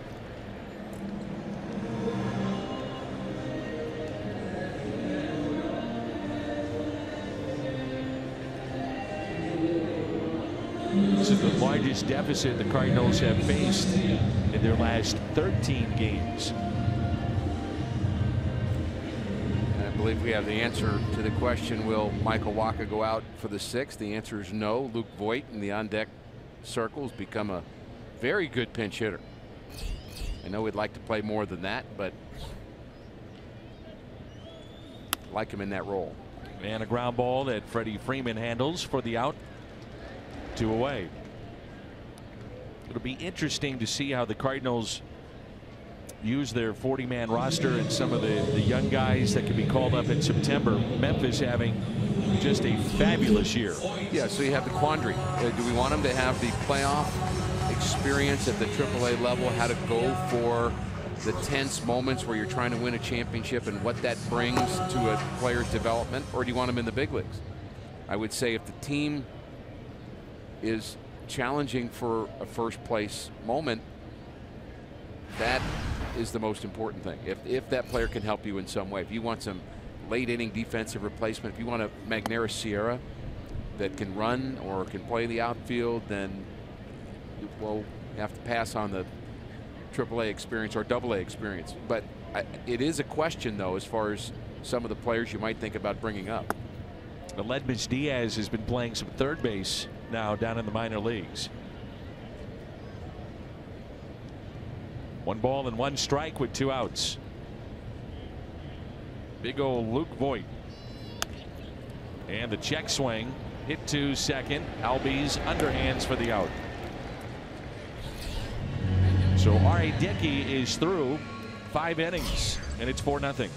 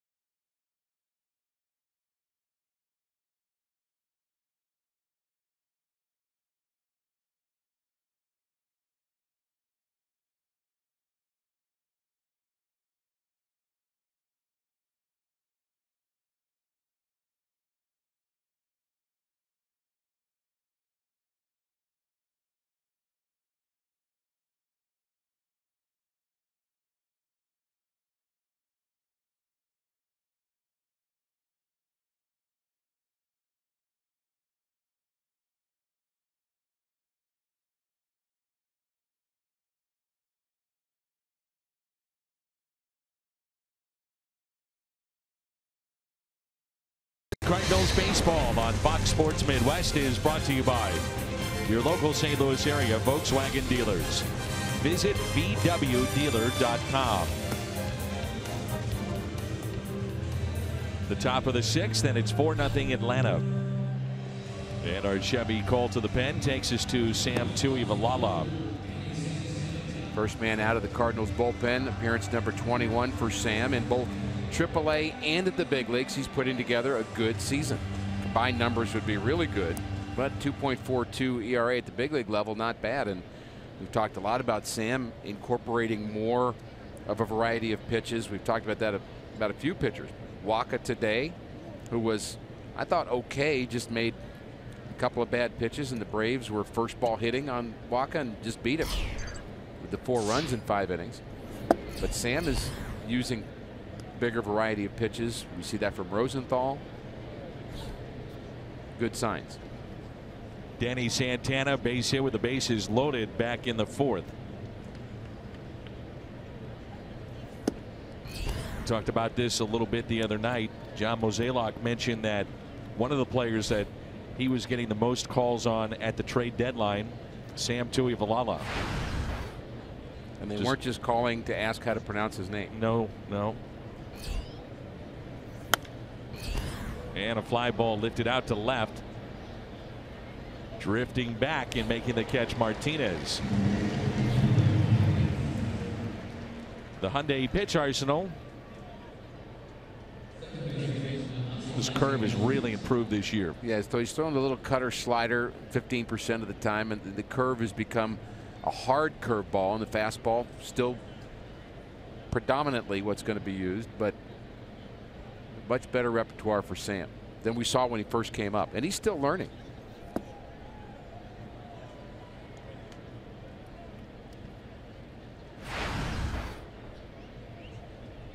Ozzie Albies. 4-0 our score in the 1-0 pitch. I would assume that if you're John Mozeliak, Michael Gersh, and you're getting those calls about Sam Tuivailala, sometimes it's good to get the outside perspective of what that player means to others in the game of baseball. So when others are saying, hey, we like this guy, you know, it gives you maybe just a different look at him too. It's really good from the player's point of view. The stock rises, maybe the opportunities rise.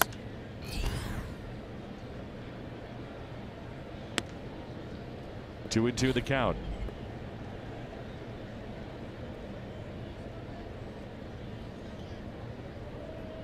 When I first saw Sam pitch in spring training, I thought this is a potential and maybe the next Cardinal closer, because he'd had less than a half a year experience pitching, and I thought he was just going to keep getting better and better. Left center, and it drops in. Martinez backing up and gets it back in quickly into the infield. So the base hit for Albies, his second in this game.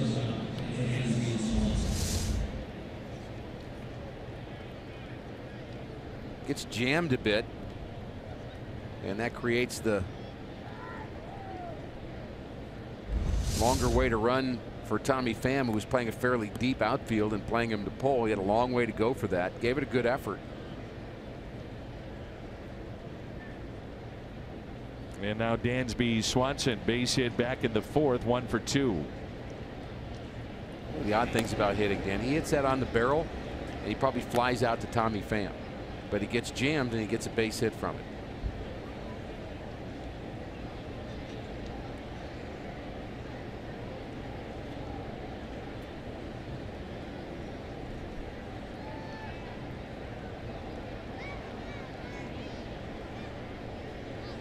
First pitch to Swanson. Long look by Tuivailala. Now time called.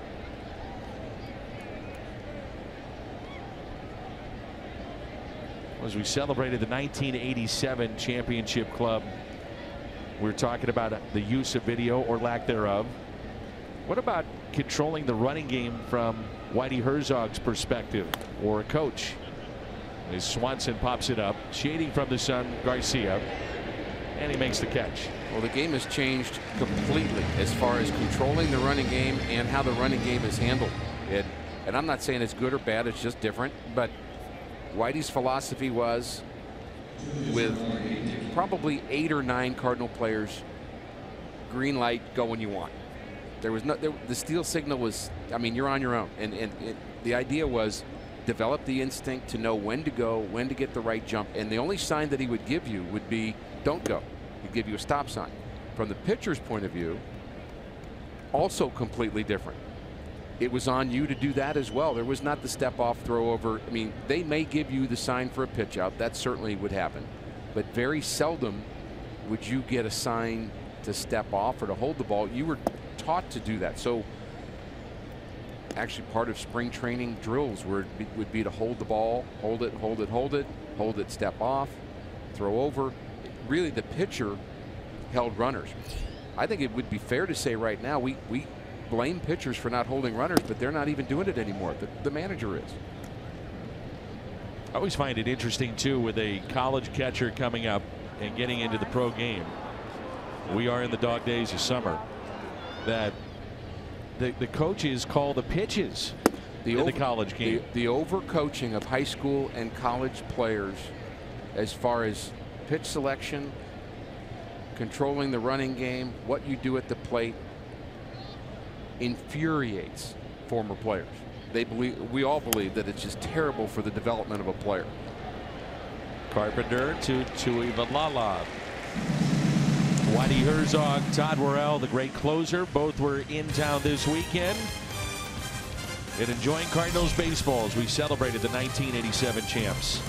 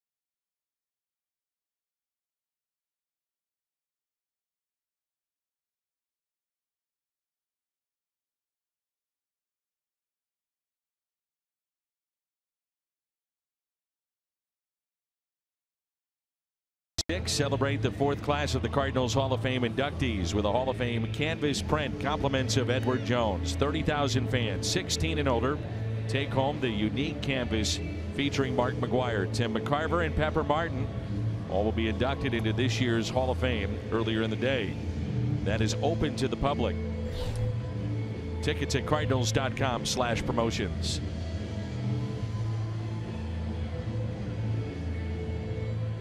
Hanging out with Grandpa, taking in a game.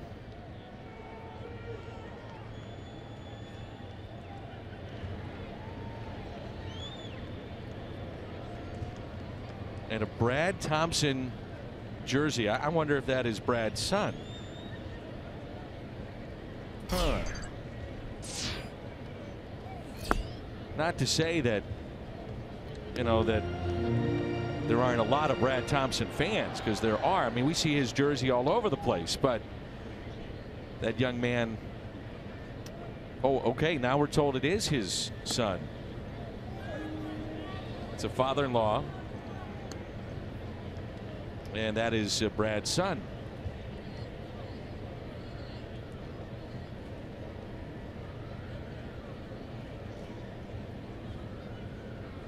So what do you say that we just move up because we know people? That's what's happening now. Carpenter, a ground ball that's hit to first. Freeman will take it himself.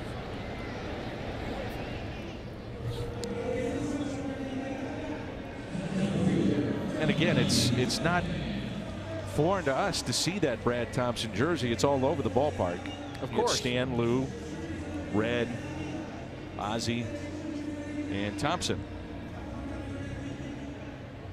The Mount Rushmore of Cardinal greats. You got it. Here's Tommy Pham. Pham walked, was picked off, and also grounded out to third.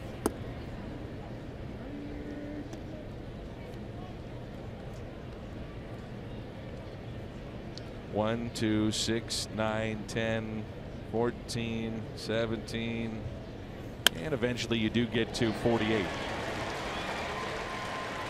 Still the record holder, most consecutive innings without giving up a run in the minor leagues. That's right. Our number 48. And I remembered that stat because he helped me remember it the other day at a function. Is that right?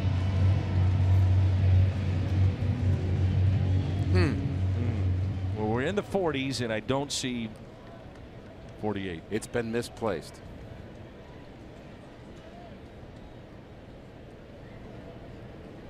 Brad Thompson just texted me. Shocking.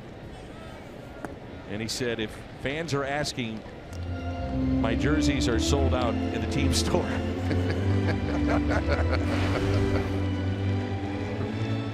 I'm still looking for my Tom Lawless mystery jersey from Friday night. I'll get you one. That's what you said Friday night. I'm working on it. In the air to shallow right. Off the bat of Paul DeYoung. The catch is made by Markakis. And there's 2 down.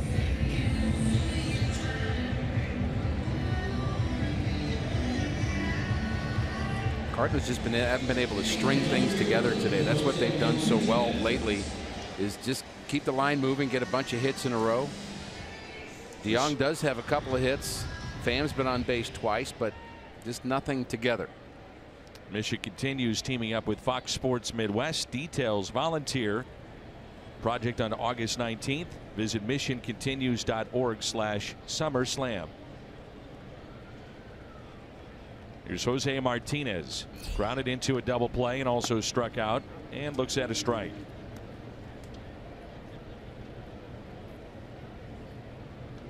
Consecutive hitters have not reached since the first inning. Follow up your point. And with the Braves heading to Colorado, R.A. Dickey may be saving their bullpen. Ground ball again. And a force play at second. That sends us to the 7th inning. Dickey through 6. And it's 4-0.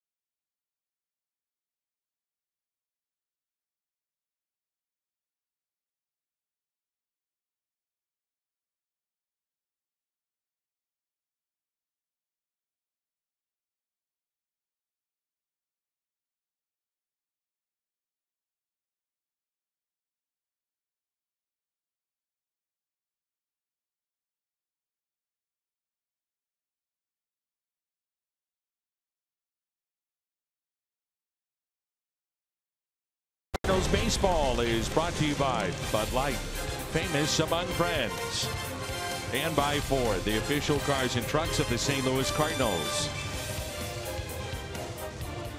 So the famous Al Raboski jersey hanging over at Ballpark Village, number 39. And I think Al told me that he has a watch when he won the Fireman of the Year that he's donated to the Cardinals Hall of Fame. Very nice. 1975, the game's best reliever. The 2nd inning for Sam Tuivailala. Inciarte, Phillips, and Freeman.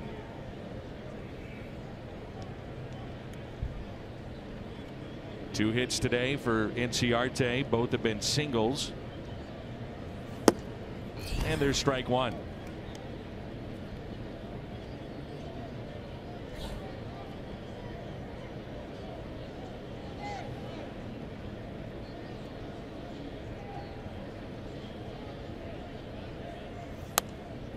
The domino effect of the passing of Oscar Taveras is felt really with both these teams.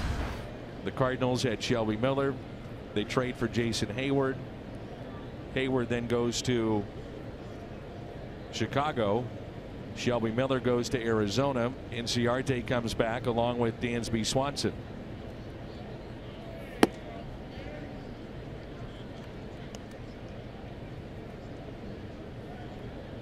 And the Cardinals really felt that Taveras would be the middle of the lineup star that they crave right now. I think that's exactly right. Here's a 1-2.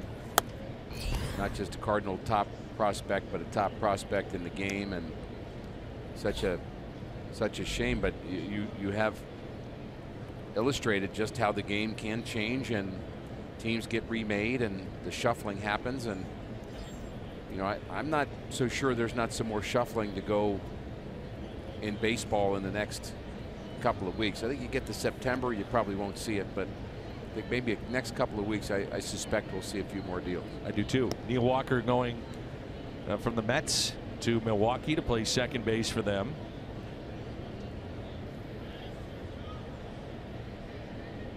Now a final. Toronto defeats Pittsburgh 7-1. Milwaukee up 7-2. That's in the bottom of 5 against Cincinnati. And it's another base hit for Inciarte. Leads all the baseball in singles, and he has 3 of those today.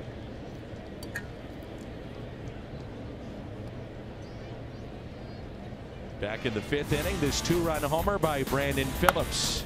Kind of a backbreaker at the time.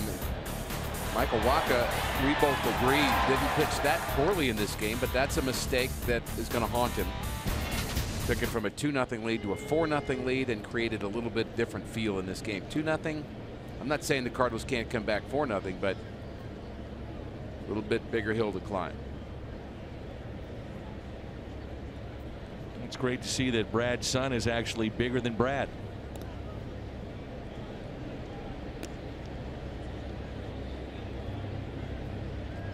That's a good looking kid right there. Nice work, Brad Thompson. Outstanding.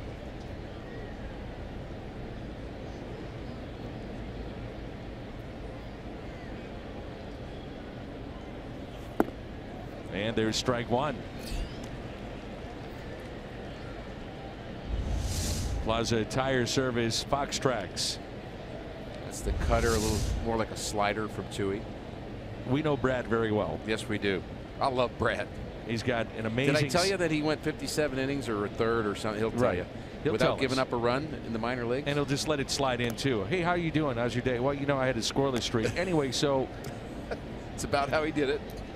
He's got a great sense of humor, and but I always give him trouble. I said, Brad, you pitched at the highest level, and you've got a World Series ring to prove it. Never forget that. He was good. There's no question he was good. Very self-deprecating. Runner goes, chance for Kelly, and safe.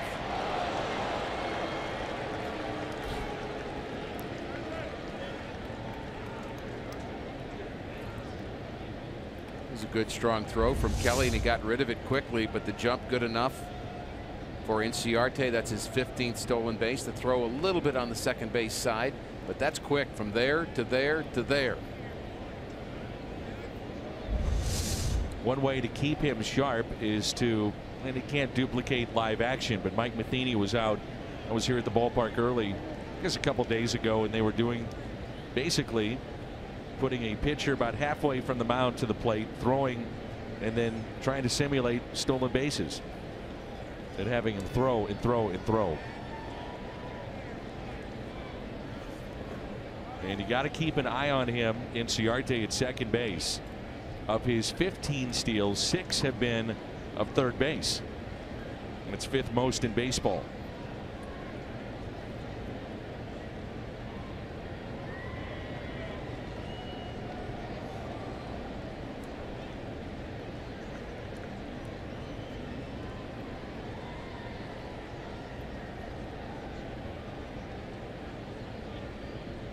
Here's a 1-2. And it's hit out of play. Notice Tui looking back at him twice at second, and that's a basic mistake that pitchers will make, and that runners, and this is at its basis for him, and it doesn't happen as much at the big leagues, but it'll still happen, is the pitcher will look back at second base, and then you'll turn and see the back of his head, and he won't look a second time. It just happens a lot. Pitchers never or seldom will think about looking twice. So you see the back of his head, he looks, turns home, go. But the last pitch, he looked home and then looked back again. So if you go, you're out. But if a pitcher has the habit of, and it's easy to develop that habit with a runner at second base, is only letting him see your face once, and then once you go to the back of the head, take off. That's why guys who steal third are effective at doing so. So they get a rhythm and a timing. Exactly. So he's looking at his sign. You see the back of his head. He's going to turn and look. Back of his head.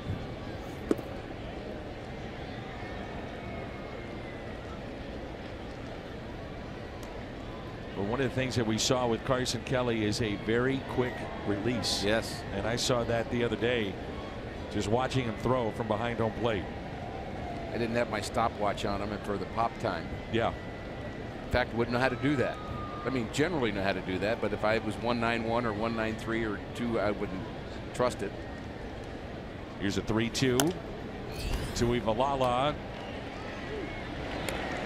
Ooh, he would have had him at second base. No, that yes, he would have had him at second base, but what he didn't do is look him back. Just what we were talking about as far as holding the runner, he didn't look him back to second base. Because Inciarte it started to go and stopped, and then Tui just didn't give him you have to make him get back to the bag. Ground ball back, you have to turn, look at second. He didn't turn and look at second. And so Inciarte saw that. That's a mistake by Tui. That's a basic fielding requirement for a pitcher. Look back the runner, then throw to first. Intentional pass of Freeman. And here's Nick Markakis, who was grounded out twice. Also a base hit to center and a run scored.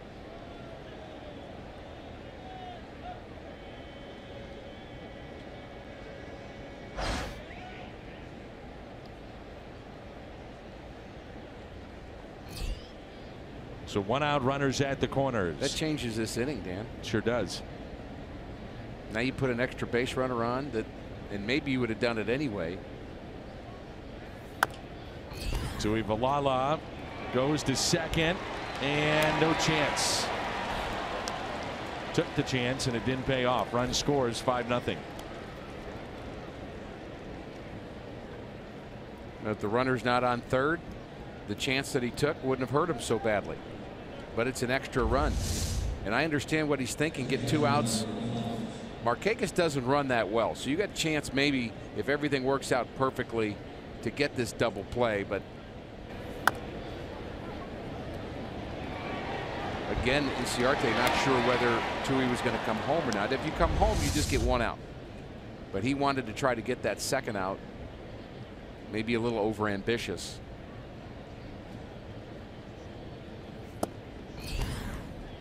So that's 2 in a row that he had there that he could have gotten to Inciarte, and now it's Flowers. He was 0 for 2 with a walk. I mean, he had Inciarte dead to right. If he stops and looks at him, he would see and evaluate. He's halfway down the line.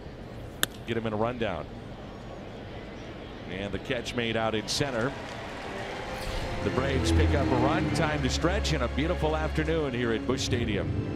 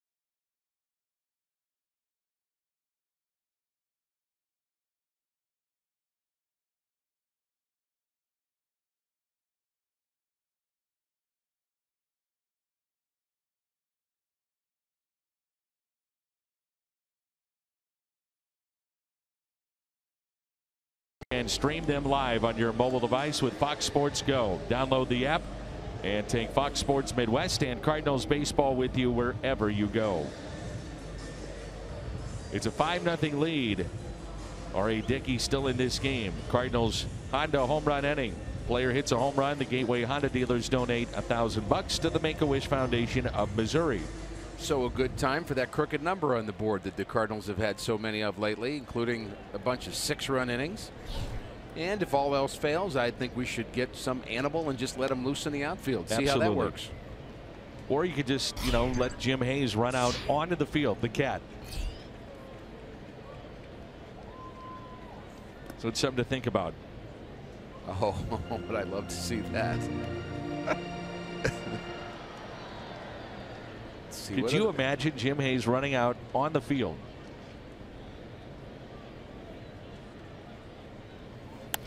Here's a ground ball left side. And knowing Jim, he'd be out there saying, what? You got a problem with this? I mean, come on.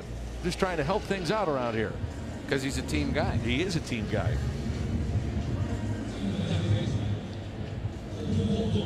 Here's Colton Wong. R.A. Dickey is sharp here today. The Cardinals with just 5 hits and no runs.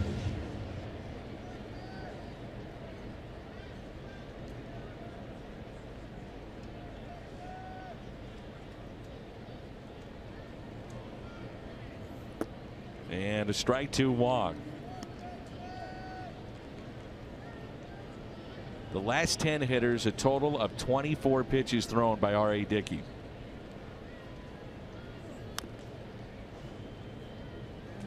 Uh-oh.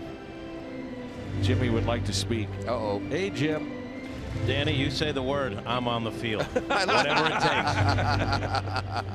takes. We want another win on that winning streak. You say the word, Danny. I'm out there. Jimmy, go for it. And good luck. We'll come visit you. It's popped up. Flowers near the screen, and it's out of play.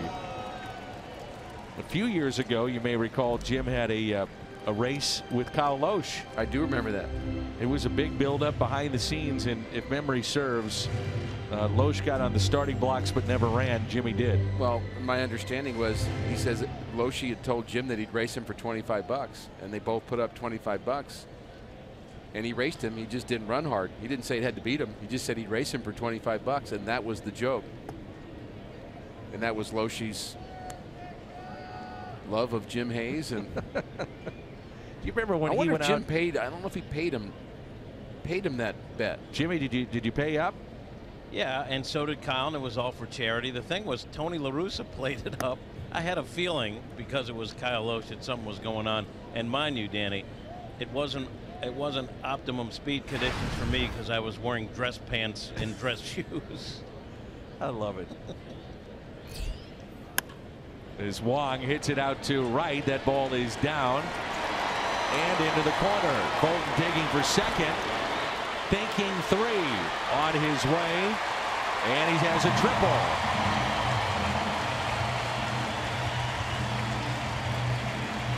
I also remember Kyle Loesch delivering the lineup card as Tony La Russa at Wrigley Field. And everybody except one person thought that was funny. I'm not so sure Tony liked it. That's a knuckleball that just spins a little bit too much and says hit me, and that's what Colton Wong does. For the Cardinals, that's their first extra base hit of the afternoon, the 17th career triple for Colton Wong. We're seeing a settled Colton Wong as the Cardinals' second baseman, offensively and defensively.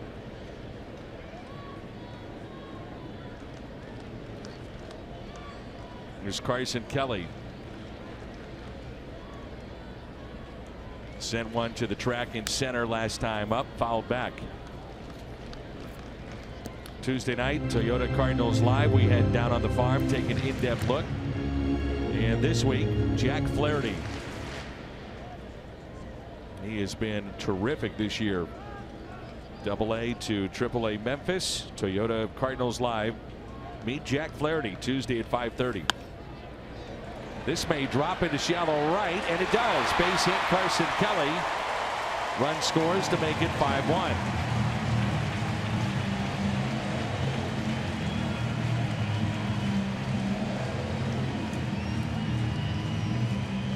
Cardinals finally put something together. The triple by Wong. And the base hit the other way for Carson Kelly. His 4th RBI of the season. And maybe the Cardinals have something going here in the 7th. Bigger than just one. There's Greg Garcia and Dexter Fowler at the on-deck circle.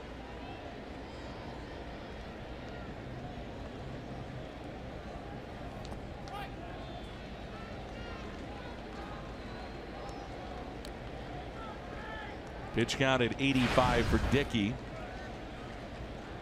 And activity in the Atlanta bullpen as one of their lefties is up. There's a look at Fowler. Barring a double play, he'll hit here in the 7th.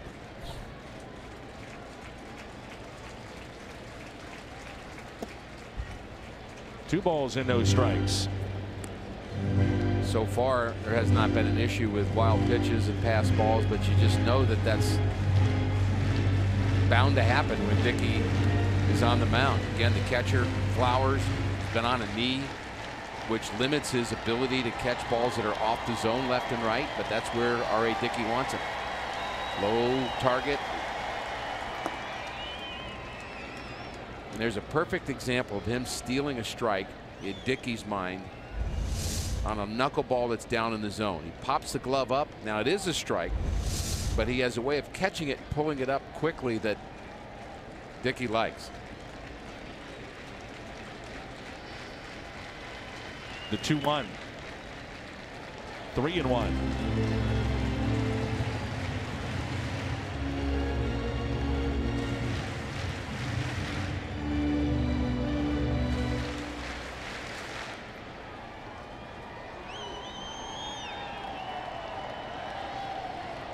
A 3-1 pitch, and he walked him.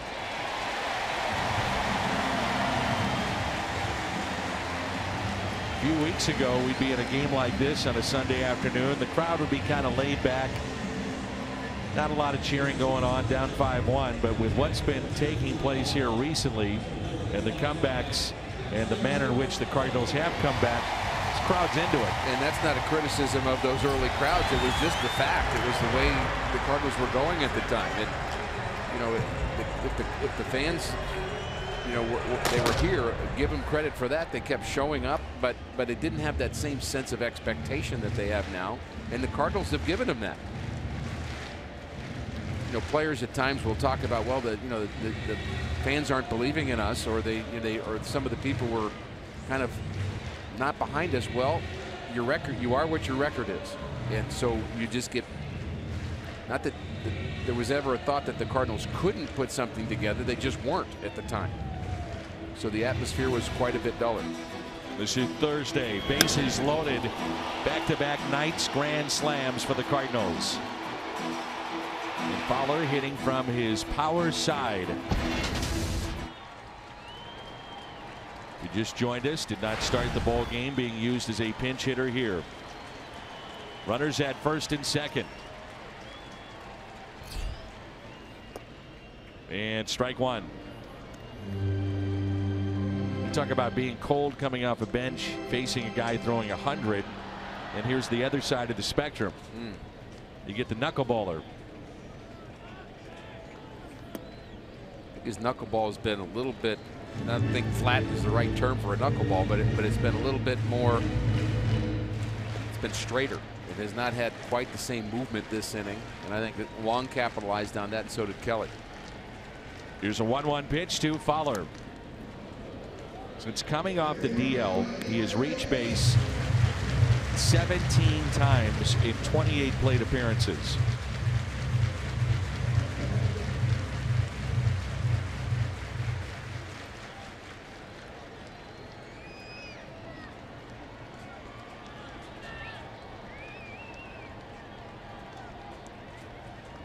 One ball, two strikes. Taken a little bit low. Fowler is the kind of guy that lets the ball get pretty deep anyway. He does. So it might be a decent matchup for him. So you let the ball get deep, you swing hard, and you swing with a short swing. That's the philosophy. The 2-2. Got him.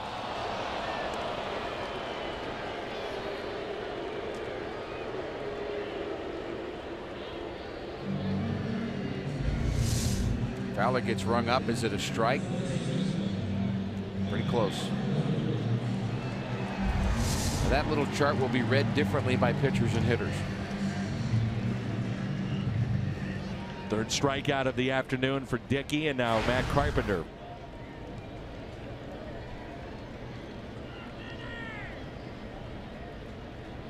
Oh for 3 today.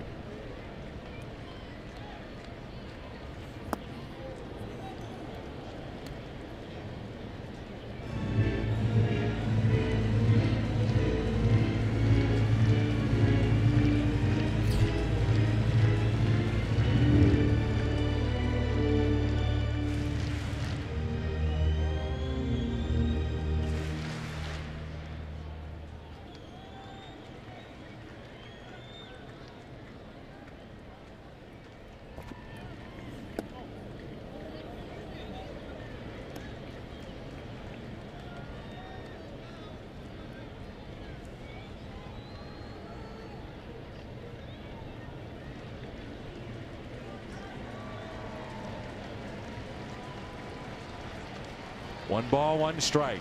This big crowd ready to erupt.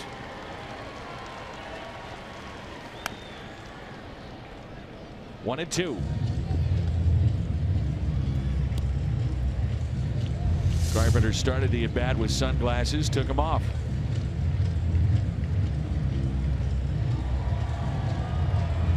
Nope, those aren't going to help. Talked to a few players about using sunglasses offensively and defensively. It's interesting how you'll get different answers from them. Some of them don't understand how anybody could hit with sunglasses.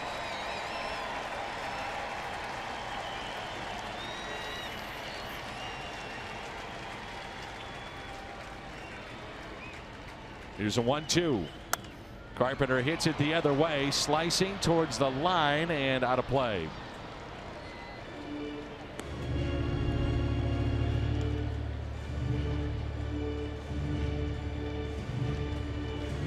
Dickey had 21 pitches in the first inning.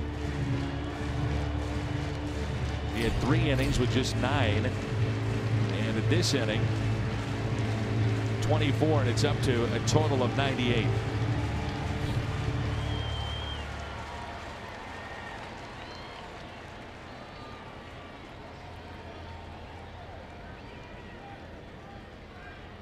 Here's a 1-2.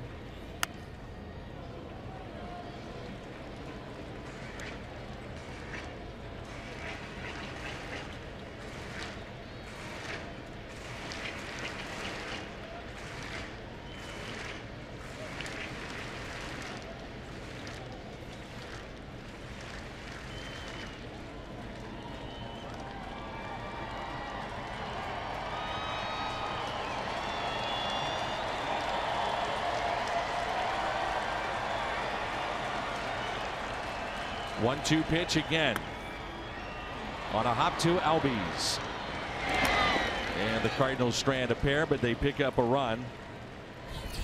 Wong with the triple, and Carson Kelly brings him in. We head to the 8th, and it's 5-1 Atlanta.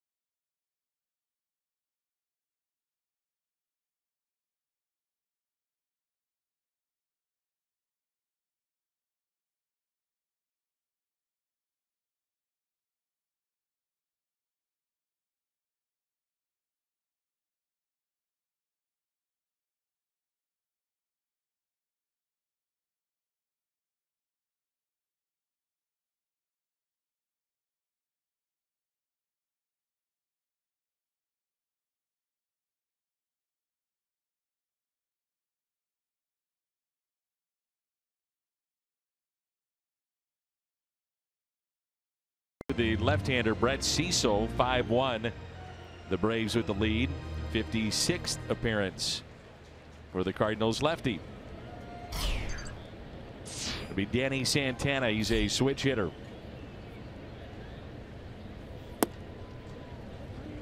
I'm sure there's some Cardinal fans that are wondering, well, you know, Brett's pitched a couple of times lately and not very well, and here he is back in the game again quickly, but 5-1 score, probably the best time to have him in to get right again.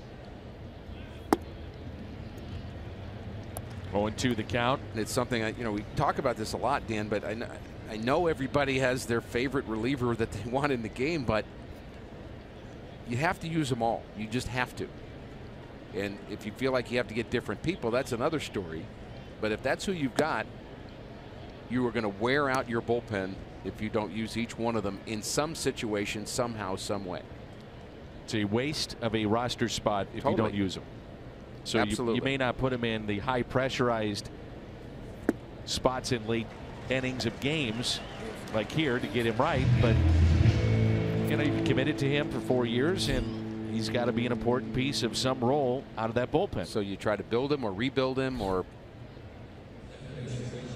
get something positive going, and he had some positives going for, boy, a good 6 weeks. The last 2 outings were tough. Ozzie Albies homered off of Cecil the other night. First pitch swinging, popped up. That's Wong in shallow right field, and he makes the catch. Budweiser, what's on tap? We head to Fenway Park.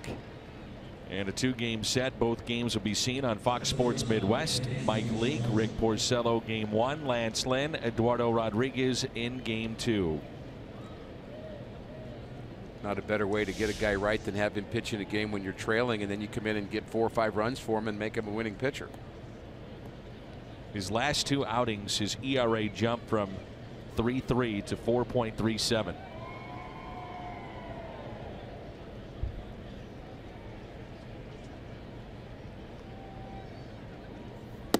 And a strike to Swanson.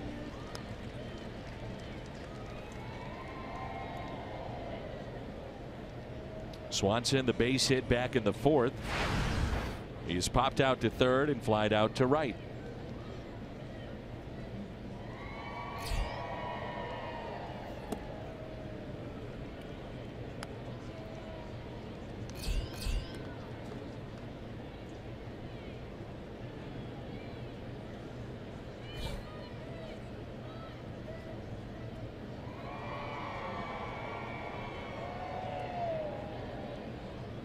Outfield straight away and a 1-1 pitch.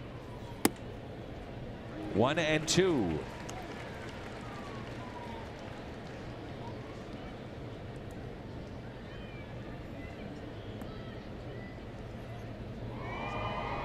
Big crowd, gorgeous afternoon. Temperatures ideal.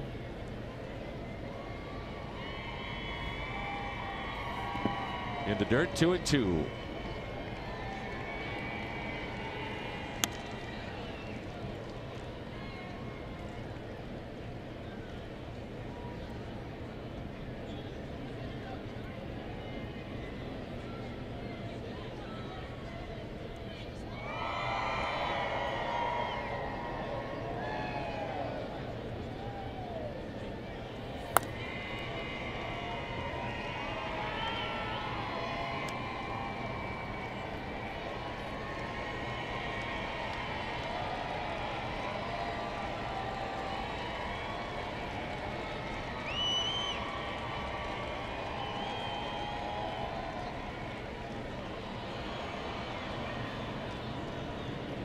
The 2-2 pitch in the dirt, and the count runs full.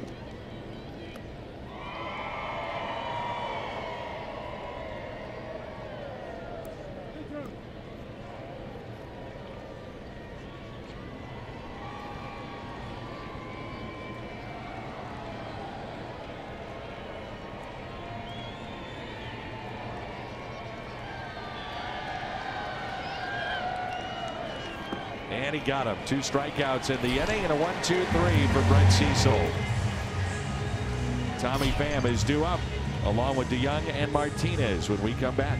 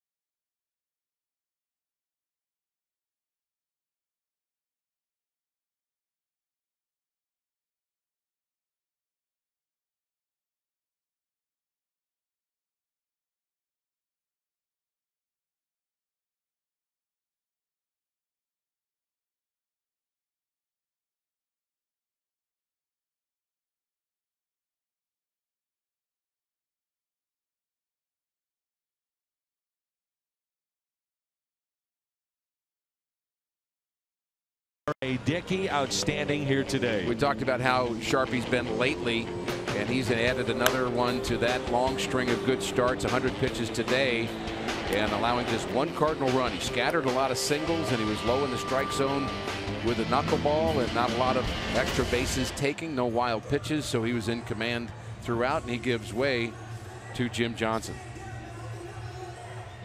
Chevy called to the pen, so the Braves go from Dickey to Johnson here in the 8th inning.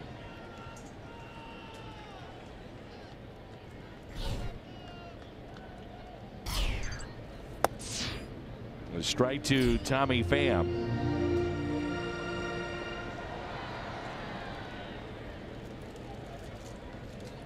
Mentioned that Pham was picked off back in the 1st inning.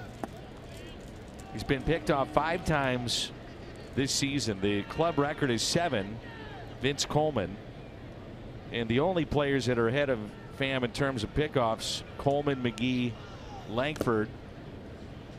And there's a common theme. All base stealers and all good ones. And that's the same case here with Tommy Pham. I mean, you're going to get picked off sometimes because you're trying to get that extra jump, and the pickoff becomes really the same in some ways as a caught stealing for a base stealer. It's not as, because you get picked off at times for left-handers, and that's maybe called a pickoff, but it's really a caught stealing. Here's the 0-2. Nasty pitch. This can't be easy either for the hitters to go from Dickey to Johnson. Knuckleballer, fastball, good stuff, former closer. Yeah, but at least it's a little bit, I agree, it's also maybe a little bit more of a standard way to approach, though. You can kind of throw out the how do you hit a knuckleball conversation and just say, okay, this is a guy we've seen before and he's got standard stuff, and how do we attack him?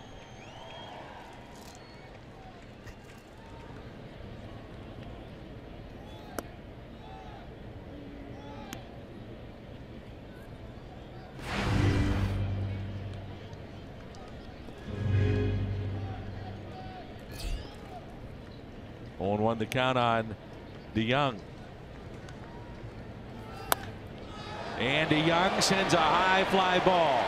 Deep left field. It is gone. He's done it again. 18 home runs for the rookie.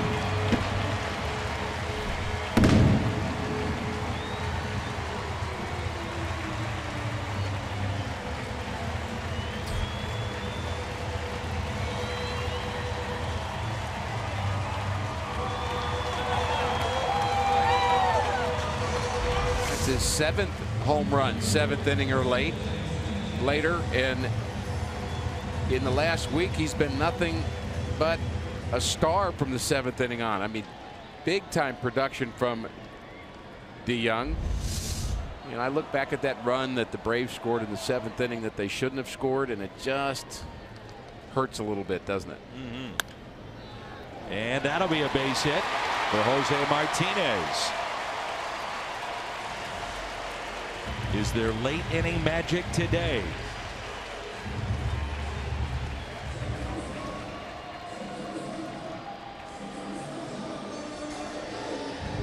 Cardinals 7th inning or later, 53 home runs, tied for 3rd in all of baseball.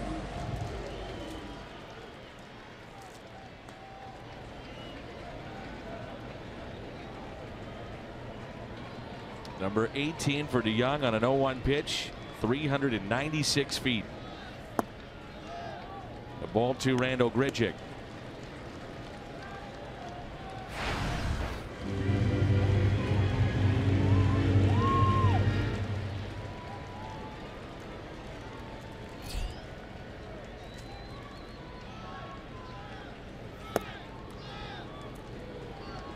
Our crowd today, 44,534.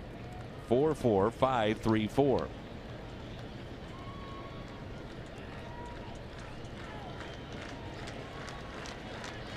Here's a 1-1 pitch. 2 balls and 1 strike.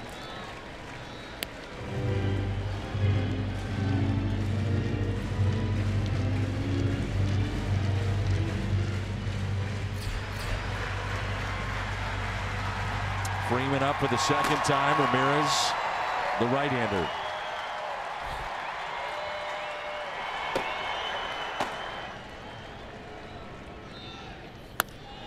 That's a base hit to left. So Dickey went out. Johnson came in. And all of a sudden, the Cardinals starting to roll. I think it's because it's a conventional type pitcher, and they're just happy to be hitting sliders and fastballs instead of trying to hit that knuckleball. That may be it for Johnson.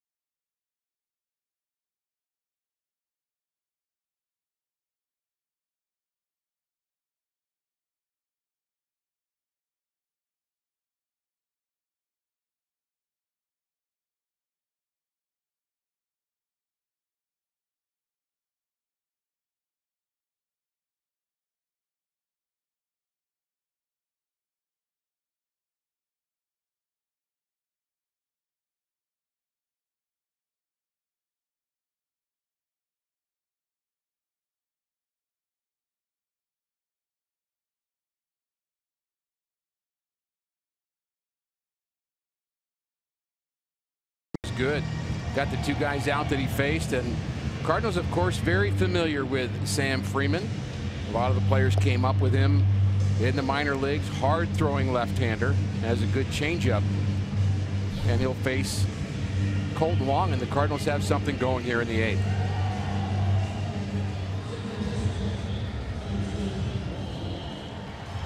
Paul DeYoung, he started it. Run. Yep.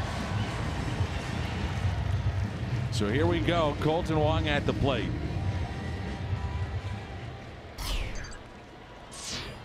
From Dickey to Johnson. Now Freeman. And more action in their bullpen. It's been a problem for the Braves lately, their bullpen. Cardinals trying to capitalize on that. Crowd is behind them 100% here this afternoon.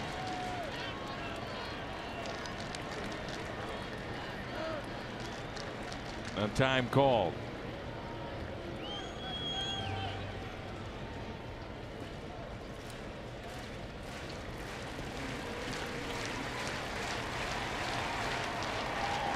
Tying run at the plate.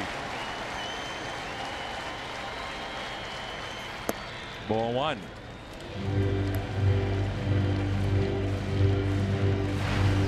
Be interesting, Dan, to think about what's in the mind of Cardinal players right now versus what's in the mind of Braves players. Cardinals have won 8 straight. The Braves have lost 5 straight.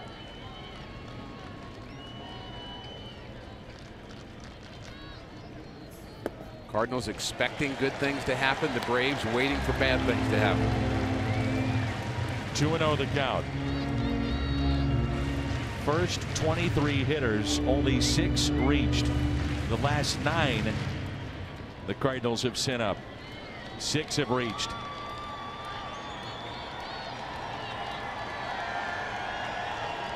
The 2-0 pitch. Wong hits it sharply to second. Scoots on through. Here comes Martinez. He will score. And it's a 5-3 lead.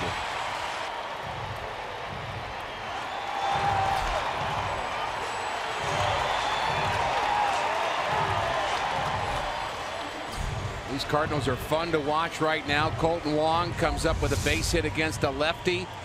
And Martinez doesn't know, the base runner, that this ball was knocked down by the second baseman and he's going to have a chance to score. He's thinking base hit to right. I can't see it now. And he's getting ready to stop. But Mike Schultz says, go, go, go.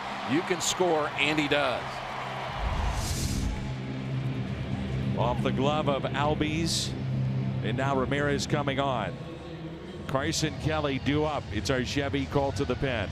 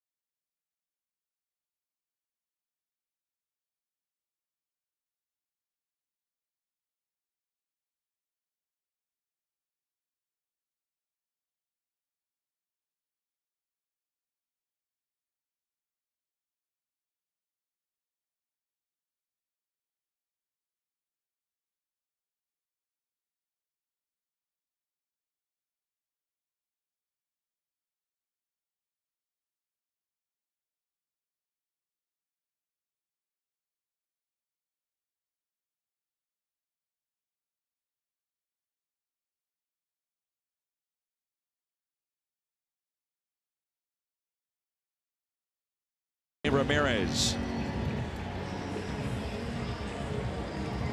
The tying runs are on at first and third. Go ahead run is Carson Kelly. He sent one to the wall midway through in this game. Brett Cecil, the scoreless inning. Yeah, we talked about him maybe pitching an inning when the Cardinals were trailing and then coming back in. The Cardinals get him a lot of runs and maybe that scenario will take place.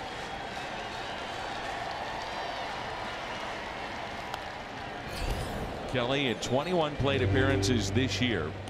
No strikeouts. Puts the ball in play, which is something he did in the minor leagues as well. And he's been very good with runners in scoring position. 3 for 4. He's driven in 4 with a double. Have to get at least one more run this inning.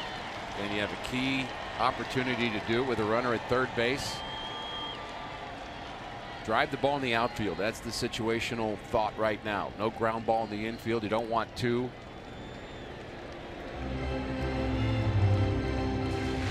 Wong, of course, a threat to steal. Be one of those things where I'd say, yeah, go ahead and steal it, but don't be out.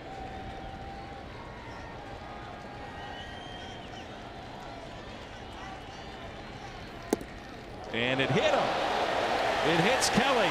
Bases loaded. And here we go again.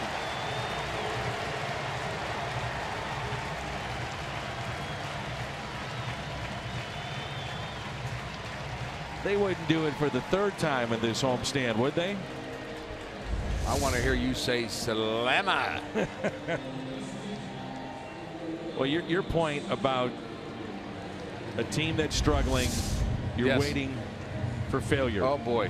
And you're not outwardly doing that. Right. You're not. I mean, these are big But leaguers. it's here we go again. But oh yeah, at some deep level, you are wondering what bad thing's going to happen next. And so, if you're a defender, are you thinking hit the ball to me, or are you thinking don't hit the ball to me? Are you, if you're a relief pitcher, are you thinking put me in or not? Here we go. Bases loaded.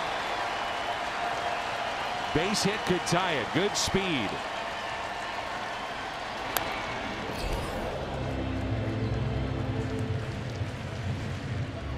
Garcia unhappy with himself because that was a pitch he was looking for, and he was ready for it, and he just missed it. Yadier Molina has moved to the on-deck circle. Bases loaded, one out here in the bottom of the 8th. No balls, one strike on Garcia. 0-2. He's rushing it up there, isn't he? 98. Hard throw. We've seen him a lot in spring training. He's got a big-time arm. Got a wild pitch or two.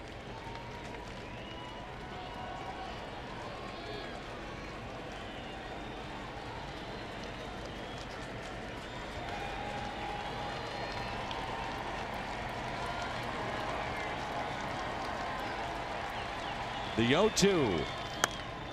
Get out of play. Randall Grichuk, third base. Wong stands at second. Kelly hit by the pitch moments ago.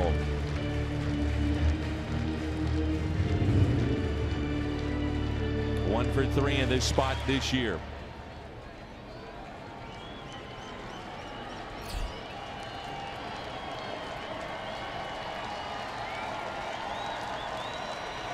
The 0-2. Struck him out. In steps Yadier Molina.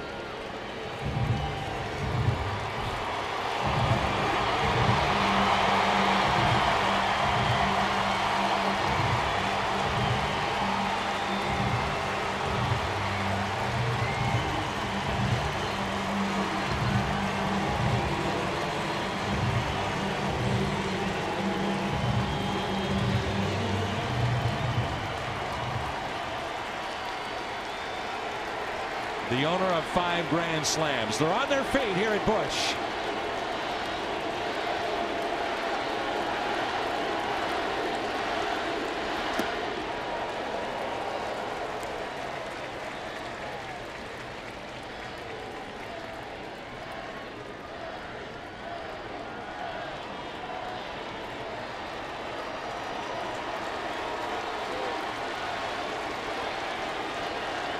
The 1-0. 2-0.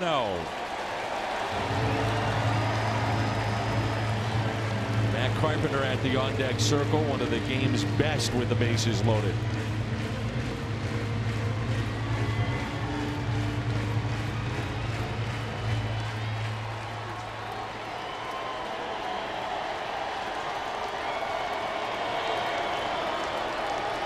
The 2-0. 97 and a strike.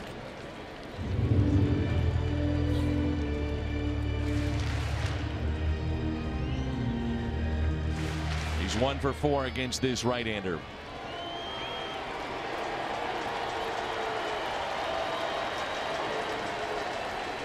The 2-1. 3-1. Danny, this place is loud here this afternoon.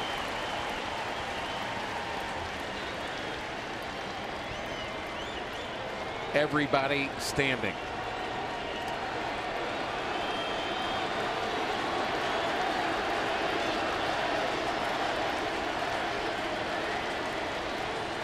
The 3-1 pitch.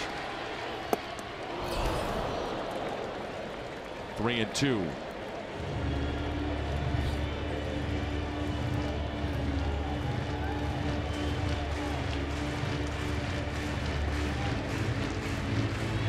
Molina stepping out, I believe, to give the catcher a little break. The backswing, I think he caught him.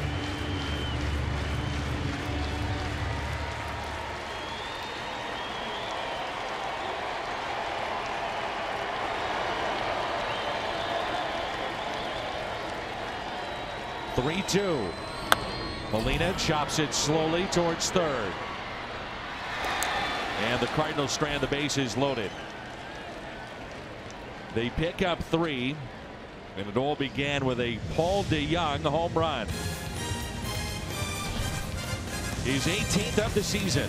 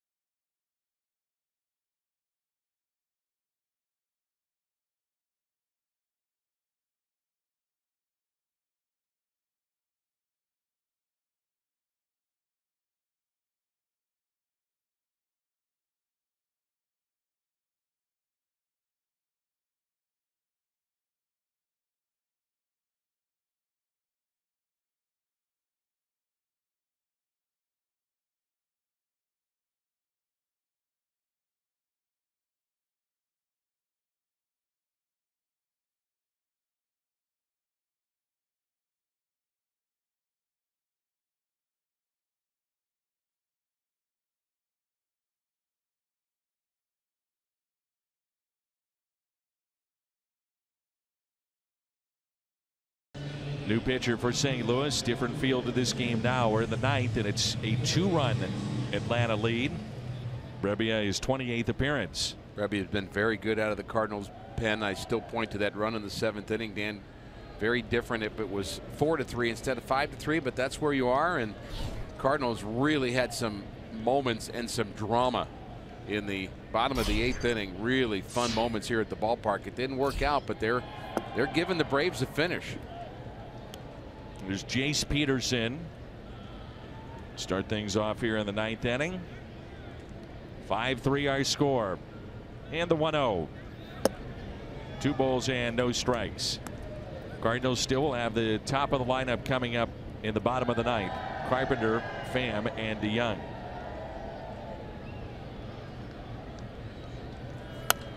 Hit out of play. 2 balls and 1 strike.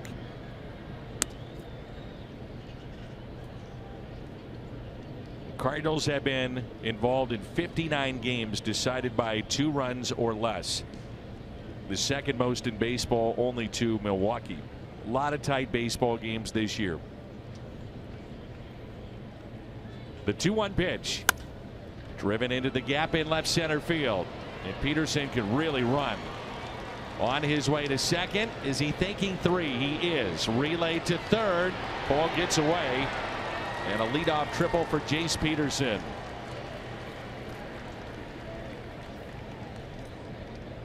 I'm not sure it would have made a difference, but I would have rather seen Tommy Pham pick that ball up than Jose Martinez. It was really between the two of them, and Pham has the stronger arm. Again, I don't know that it makes a difference. You mentioned Peterson runs well. Pitch down in the middle of the plate, and at this point Martinez calling for it, but the better arm with Tommy Pham.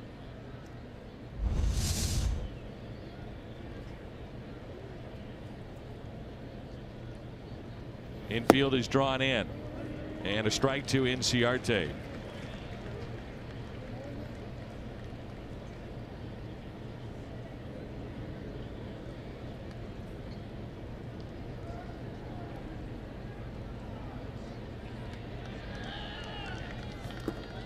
The check swing, and he went.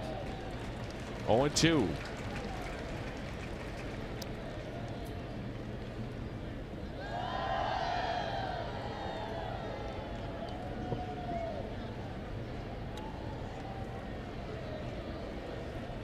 No balls, 2 strikes. Peterson, the runner at third base. Infield in. 5-3 our score here in the top of the 9th. And a grounder that's foul. Ooh, not by much.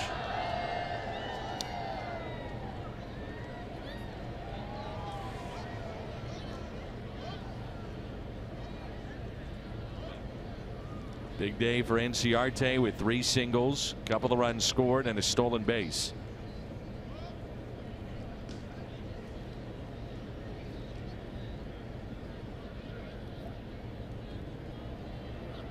The 0-2 gets away from Kelly, and a run will score. Makes it a 6-3 Atlanta lead.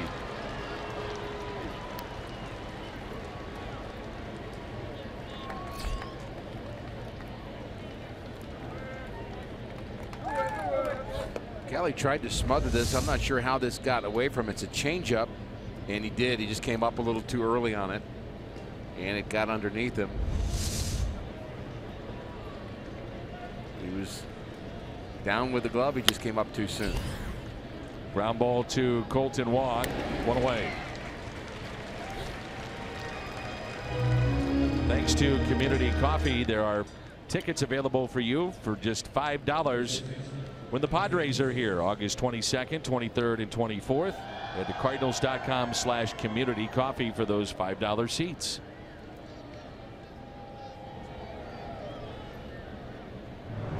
Now Phillips was a 2-run homer.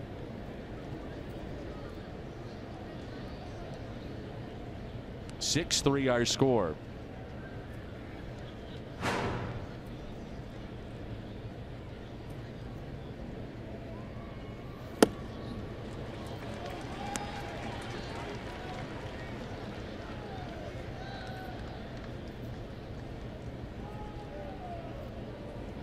Cardinals have Zach Duke up to face the left-handers, and you think, well, why would you bother?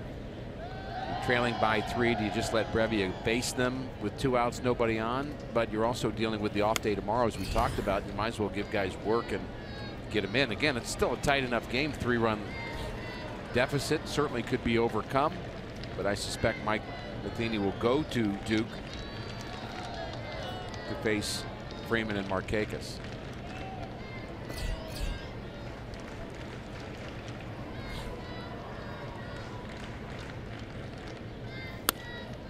And a fly ball lifted out to left. Jose Martinez with the catch.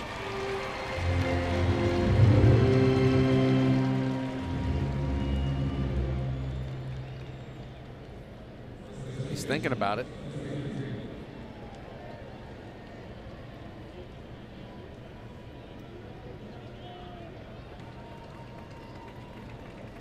One of the things that's made Brevia very good is he's cleaned up a lot of innings. Comes in, can be very tough with 2 outs. Just 3 for 36 against him with 2 outs.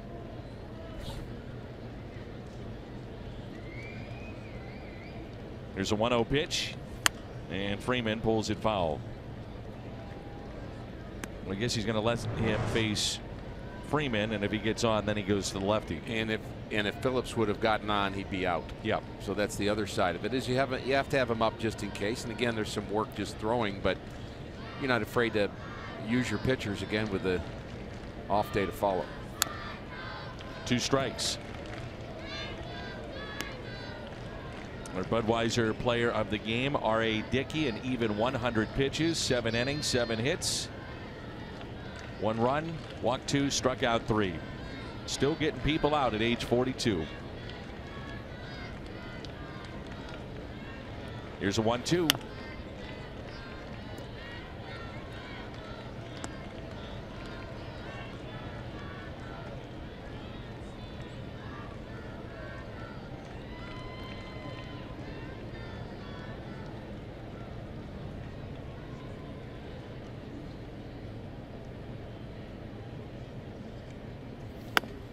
Jammed him. Slowly hit right side. No one at the bag, and save.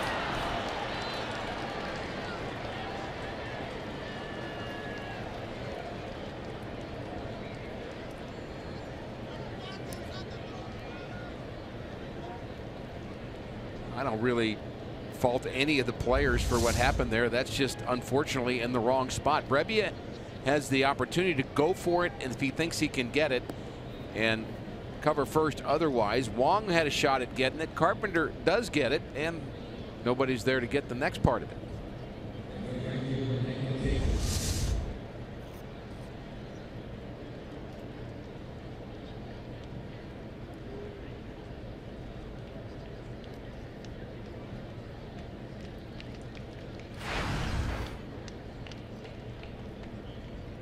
So here is Markakis. And again, Duke is hot and ready if Mike Matheny wanted to go in that direction. Well, I think for the moment now, he might as well sit down. He's up for these 2 guys. The only thing I can think of here why Duke is not in the game is Brevia really handled Freeman pretty well in that at bat. Jammed him. It was a bad result on a good pitch, but a bit surprising. 1 ball and 1 strike.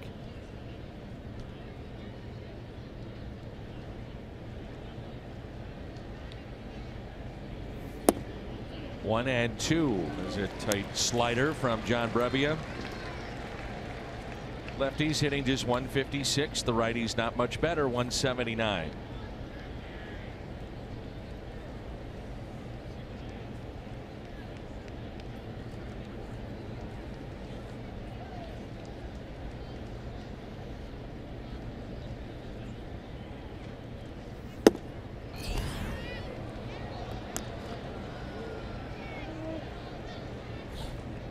Zach Duke very tough on left-handed batters. They're hitting just .077 against him.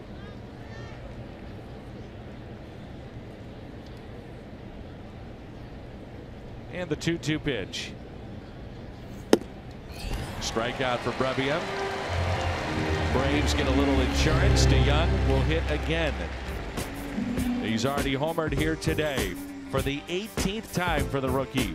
It's been fun to watch here in 2017. Top of the lineup coming up. Cardinals down by 3.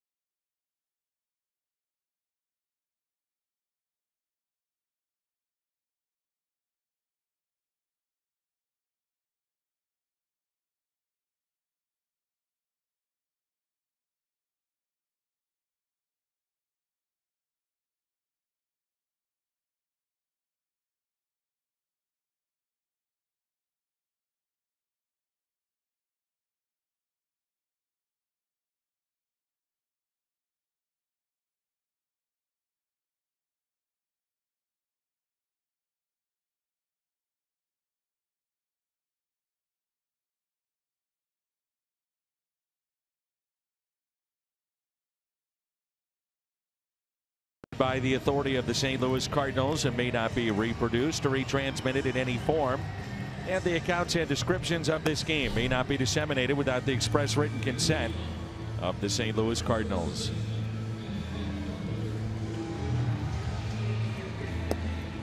Right-hander in for the Atlanta Braves as Matt Carpenter leads it off for St. Louis. Arodys Vizcaíno has become their closer. He has 5 saves. Jim Johnson, who we've seen was the closer early in the season, he has 22, but Vizcaíno has earned that role with his 2.40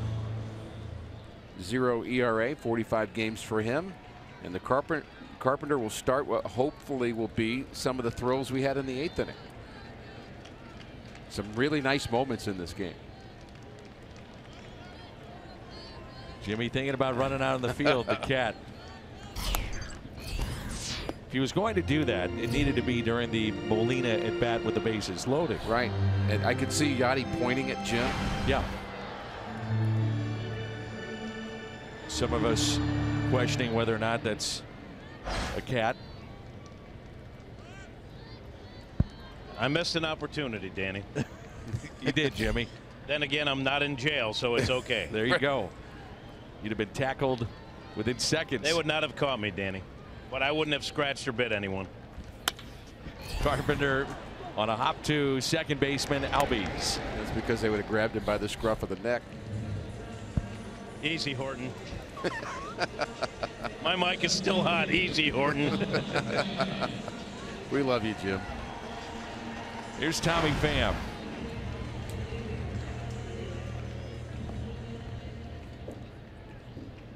And Pham with 1 out and nobody on. 6-3 our score. Again, a reminder, next telecast Tuesday night from Boston.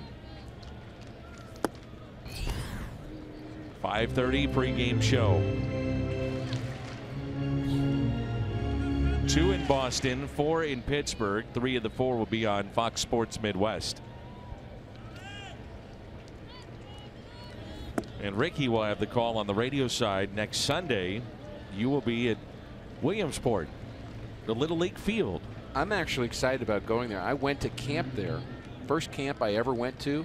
I was between 12 and 13. First time spending a week away from home. Went to Williamsport and had a week's worth of baseball and had a great experience there. And we'll be doing the game.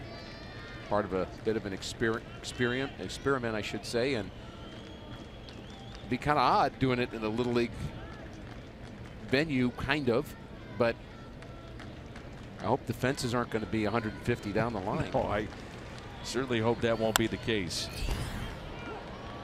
A fly ball into right field.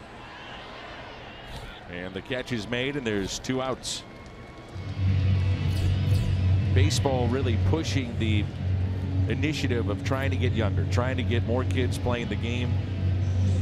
You're going to see more of these types of events coming up next year and the year after that. Also, the expansion of the game, not just here in North America. And I like that.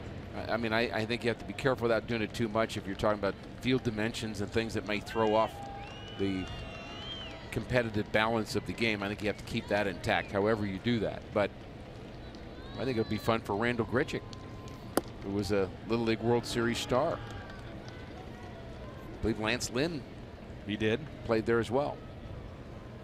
Wouldn't that be something, coming back as a big leaguer, playing or pitching in that game? And the 0-1 to DeYoung. Ricky mentioned it earlier, and there's Randall Grichuk, but DeYoung now 31 home runs he's hit combined between AAA and the major leagues this year. And haven't had a chance to say this today or during this series, but the guy that was most convinced in spring training that this guy was a big league ready shortstop was Ted Simmons, who scouts with the Braves, and he loves Paul DeYoung. He said if the Cardinals don't take him out of spring training, some team oughta. That's what he said, and try to get it, because he just loves him. Just thought he was a great player, and Teddy was, I would say, right on. Cardinals down to their final strike, 1-2 the count. And DeYoung, a swing and a miss, and the winning streak comes to a close, as does the homestand. The final here this afternoon, the Braves 6, the Cardinals 3. Well, Dan, you're not going to win them all, but what I like about what we saw today from the Cardinals is the fight that they had. They picked up a run in the 7th, 2 more in the 8th, got the tying run at the plate, and just couldn't get it accomplished. But a lot of thrills this homestand, to be sure. Final time that we see the Atlanta Braves here in 2017. The final of 6-3. And the postgame show comes your way next.